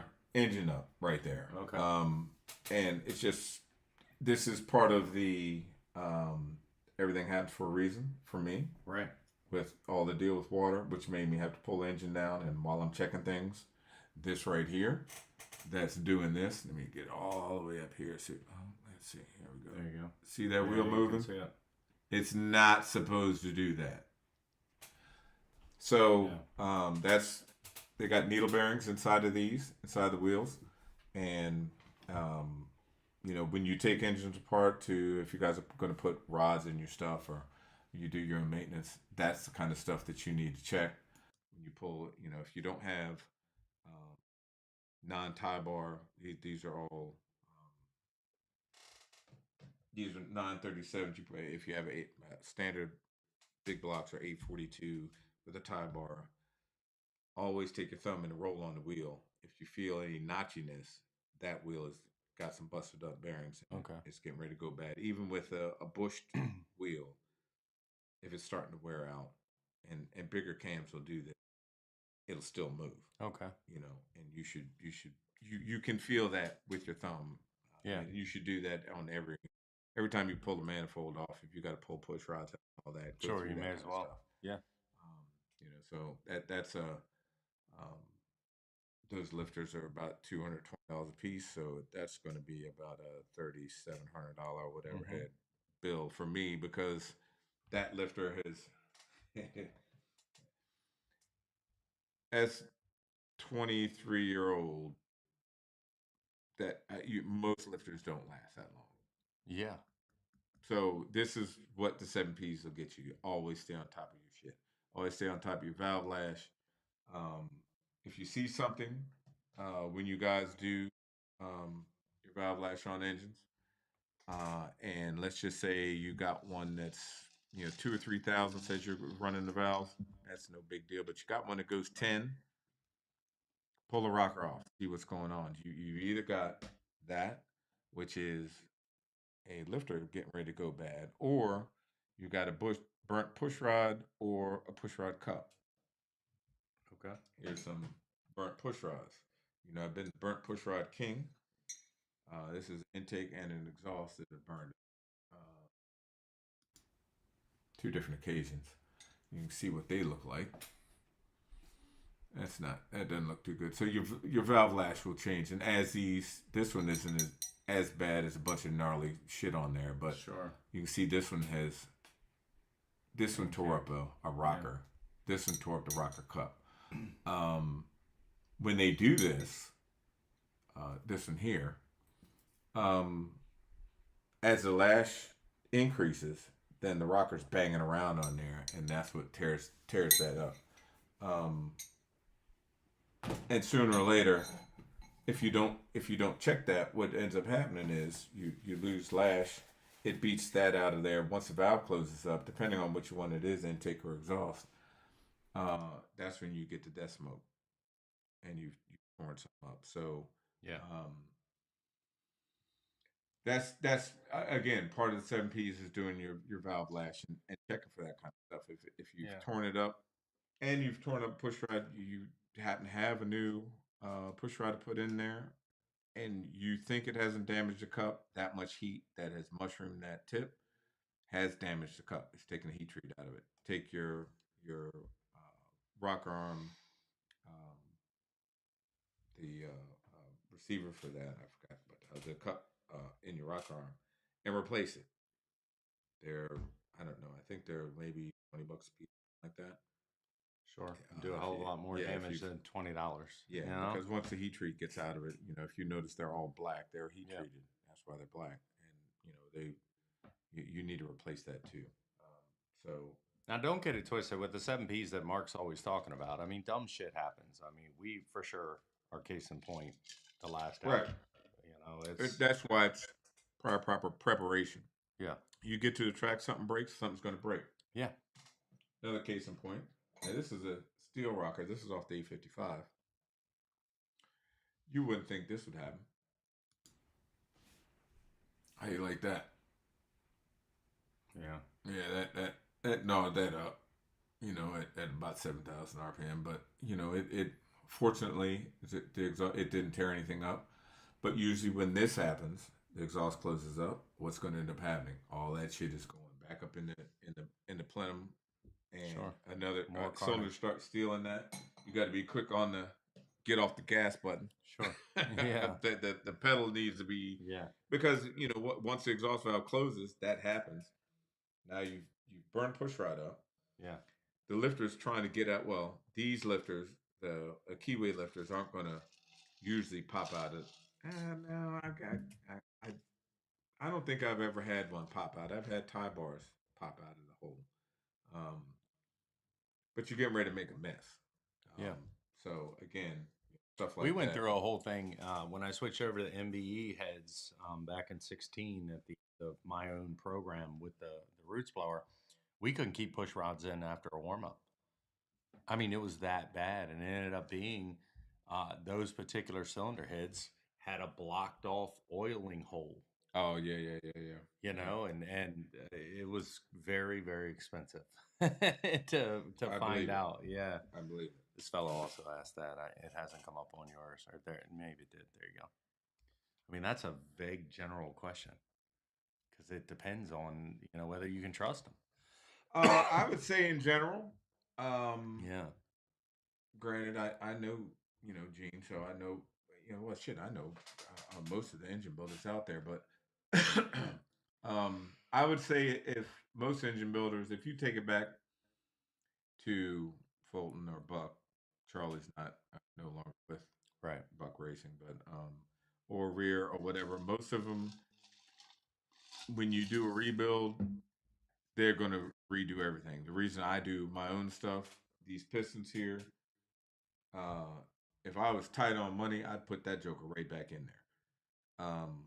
Pistons when I was doing this were $110, $120 a piece.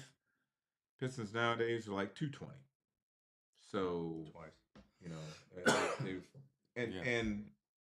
to further that, for those of you out there that think the anodized pistons are they're in my opinion, it's smoke and mirrors. They're all gonna it just makes the fuse a little bit longer. To spend all this money for an anodized piston. They will still let me see. I don't know if y'all can see that where it's lifted a little bit at 12 o'clock. Little detonation is, I could probably take this ring off of this one and put it on that one, but it's if you've got it apart, the way I look at it when I do engines and freshen them up, is to it's already apart. Spend the money. Sure. Why be And Charlie make it cheap right. at that point? This one is actually pinched, as you can see. It's hard for me to. I don't know if you guys. Well, of course you can't feel what it feels like. Right. But it's pinched tight on up one there. side? Yeah, it's pinched up there at 12 o'clock. It's hard for me to move Okay. the ring around. It does move. Would I run it again in the pinch? Yeah, but the proper way to do that is to replace it. Just replace the ring, No, the piston. replace the piston. Okay. Yeah. That's something else that can happen though. If you've got a tune-up that's a bit hot, and you don't have these are M2 rings, you have a regular Hellfire or something like that. What ends up happening is this ring will end up getting waffled. And by waffled, this one is not waffled, but you see that that's pretty flat. It'll do that. It'll get distorted. You just lay it on a super flat surface and try to eyeball it. Right. And if you lay it down and it's doing this, which I'm trying to see if I can show where the gap is there. It generates it. Your tune-up is generating enough heat that it's waffled. The tension in the ring, for one, the free gap, So it's you'll not start healthy. losing that, and the ring just loses it starts to distort, which makes it stick in the ring lane because it needs to be flat Okay. to be able to spin. That's where you start seeing dust Right. smoke and all that, or it's huffing smoke at an idle. Right. Okay. So if you've got something that's super hot, that's free gap there. Let's just say this is new, and it would be like this, and you can imagine Okay. that as you put it in the bore, and it compresses down to what would be here, whatever you got it. Let's say it's 32 thousandths here. Okay. The more free gap you got, the more tension you have, which puts more tension against the cylinder wall, Cylinder wall starts scuffing. which it. gives you it gives you better ring seal. Okay. As if the tune-up's a bit hot or as rings wear out, you got a hot tune-up in it, much like what we run. And this goes to the per run cost. Ring set is $800.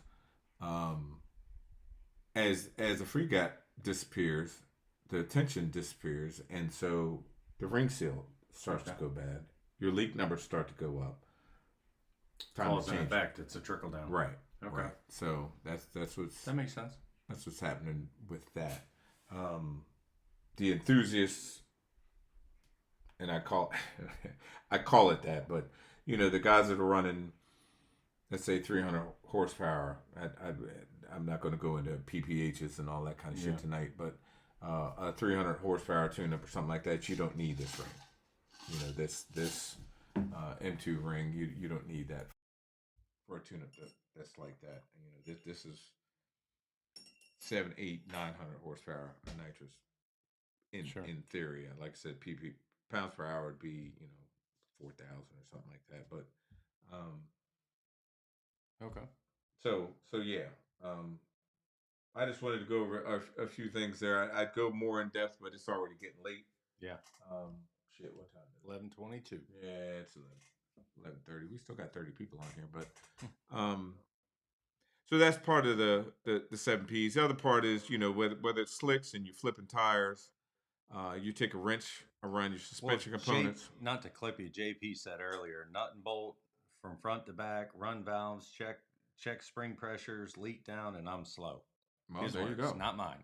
So, well, I mean, and that much what we that do. really runs it. Yeah. You take and you've been over when I got you. You're under the car and I'm on top of the car. You take some wrenches, hit your 4-link, or if you've got stock suspension, whatever it is, Sure. hit all your bolts and nuts, whether it's your It's not working. anti-roll, Yeah. whether it's your shocks, your 4-link jam nuts, your wishbone or X-link or diagonal link, bars, whatever everything. you've got for a track locator, hit all those. If they've come loose, check them. If you can grab, if they've loosened up and you can move them, that Heim is starting to give up. Sure. That kind of stuff. Because a broken Heim not going to be a good day. No, You know, not at all. your drive shaft, U-bolts, huge, and then eyeball them. Make sure that you look at your universal joint. Make sure you don't see any blue in your caps where you've got some needle bearings in there that have screwed up. Yeah. And they're getting ready to go. Because once that goes, you got that thing shooting through the floor. Even if you got a carbon one, then you've got even a more expensive problem. Shrapnel. Yeah. You've got that shit all over the place. Sure. You know, as you go to the front, same thing. You know, check all your lower control arms if you've got struts, engine mounts, mid plate mounts, all that kind of stuff.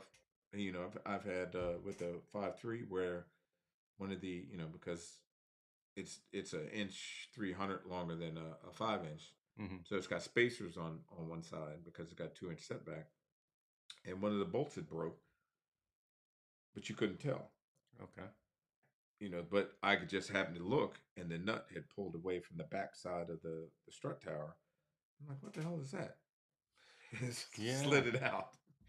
So it was held in there with just one bolt. Wow. The engine on that side, on the Wow. driver's side, on the passenger side. So, yeah. So anyway, little stuff like that, you guys need to. That's what 7Ps are. 7Ps aren't something happened at the track. If you burn an engine up, that's really not that much of a big deal. Yeah. I know guys like to talk shit about that, but shit happens.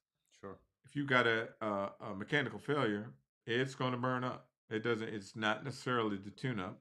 If it's a mechanical failure, it's not the tune-up. If you break a burn a push rod or break a rock arm, nitrous engine, most likely going to burn up. Yeah. You know, you got a hole. Hopefully, you got off the gas quick enough that you didn't get a sleeve. Sure. That's part of the game.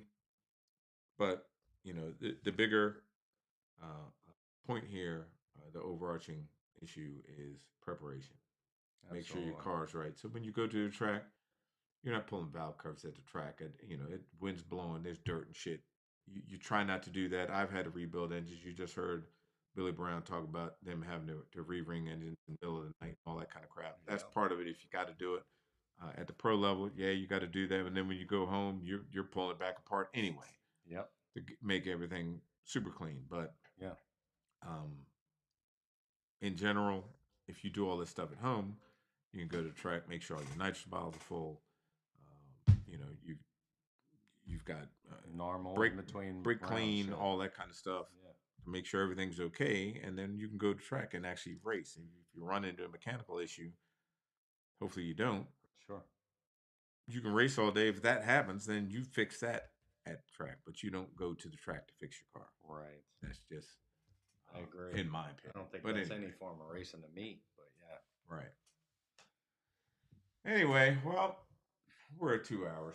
That's enough. There you go, guys. Hopefully you enjoyed tonight. You know, we did a lot of talking with Billy Brown about his upcoming race. I'm personally excited for it. You know, and then Mark giving even myself a tutorial because I'm by no means any kind of tech guy when it comes to the inside of an engine.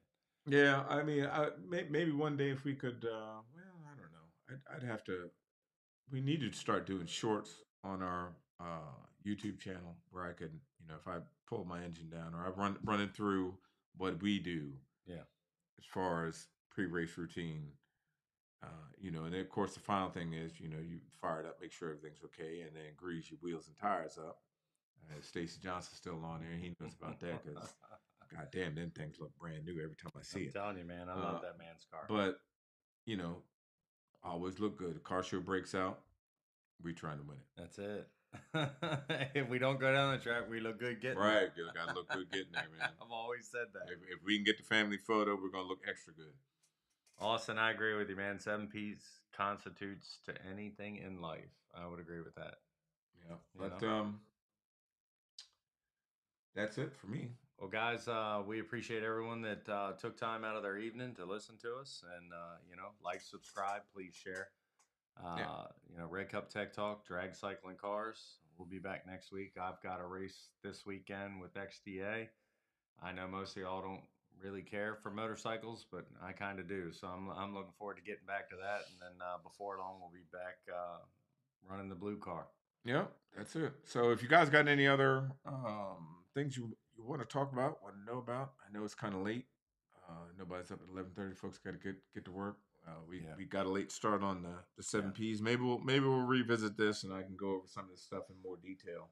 Sure. And bring some more broken up pieces and parts over all the Lessons years learned. of racing. Lessons learned.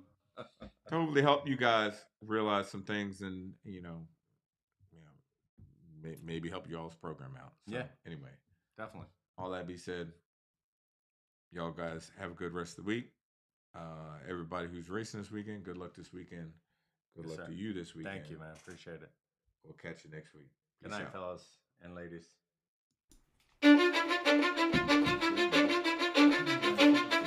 Cause I don't give a fuck what you say. Yeah, I'ma do shit my way.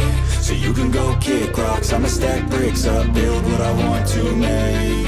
Yo, I got a lot of shit to say, so I'ma do this every day. I'll be writing things until I'm fucking buried in my grave. 6 feet deep under, but my body won't decay. Cause my messages are timeless, so then put them on display. Oh yeah, I rap with a certainty, I have a sense of urgency. A message for eternity, for everyone internally. I had some people burning me, but now they fucking learn to see I ain't the one to fuck with. Now they looking nervously, and I don't really care what you think of me respectfully. You can kick rocks if you think you're fucking better. See, I will outwork you, turn you to an enemy. Hurt you so bad that you're gonna need some therapy. I got the motherfucking recipe. I've been cooking up hits, I'ma leave a legacy. You'll be looking small when you're standing right next to me. I'm 5'10", bitch, but I'm 10 feet. Cause I don't give a fuck what you say. Yeah, I'ma do shit my way. So you can go kick rocks, I'ma stack bricks up, build what I want to make. Cause I don't give a fuck what you say. Yeah, I'ma do shit my way. So you can go kick rocks, I'ma stack bricks up, build what I want to make. Yeah, I'ma do it my way.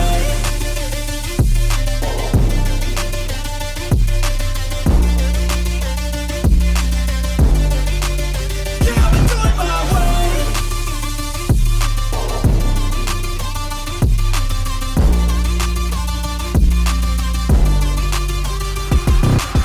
I can't contain it, I'm coming out with a statement. You really changed, man, all your music and arrangement. You don't know shit, shut your mouth, you can save it. I'm the same dude that got his come up from the basement. 100 songs, 100 weeks, didn't change it. Experiments, development, intelligence, and patience. I'll do it all again, cause I never feel complacent. Let's keep the good vibes, positivity's contagious. I'm never looking back, cause I made a life that's passionate.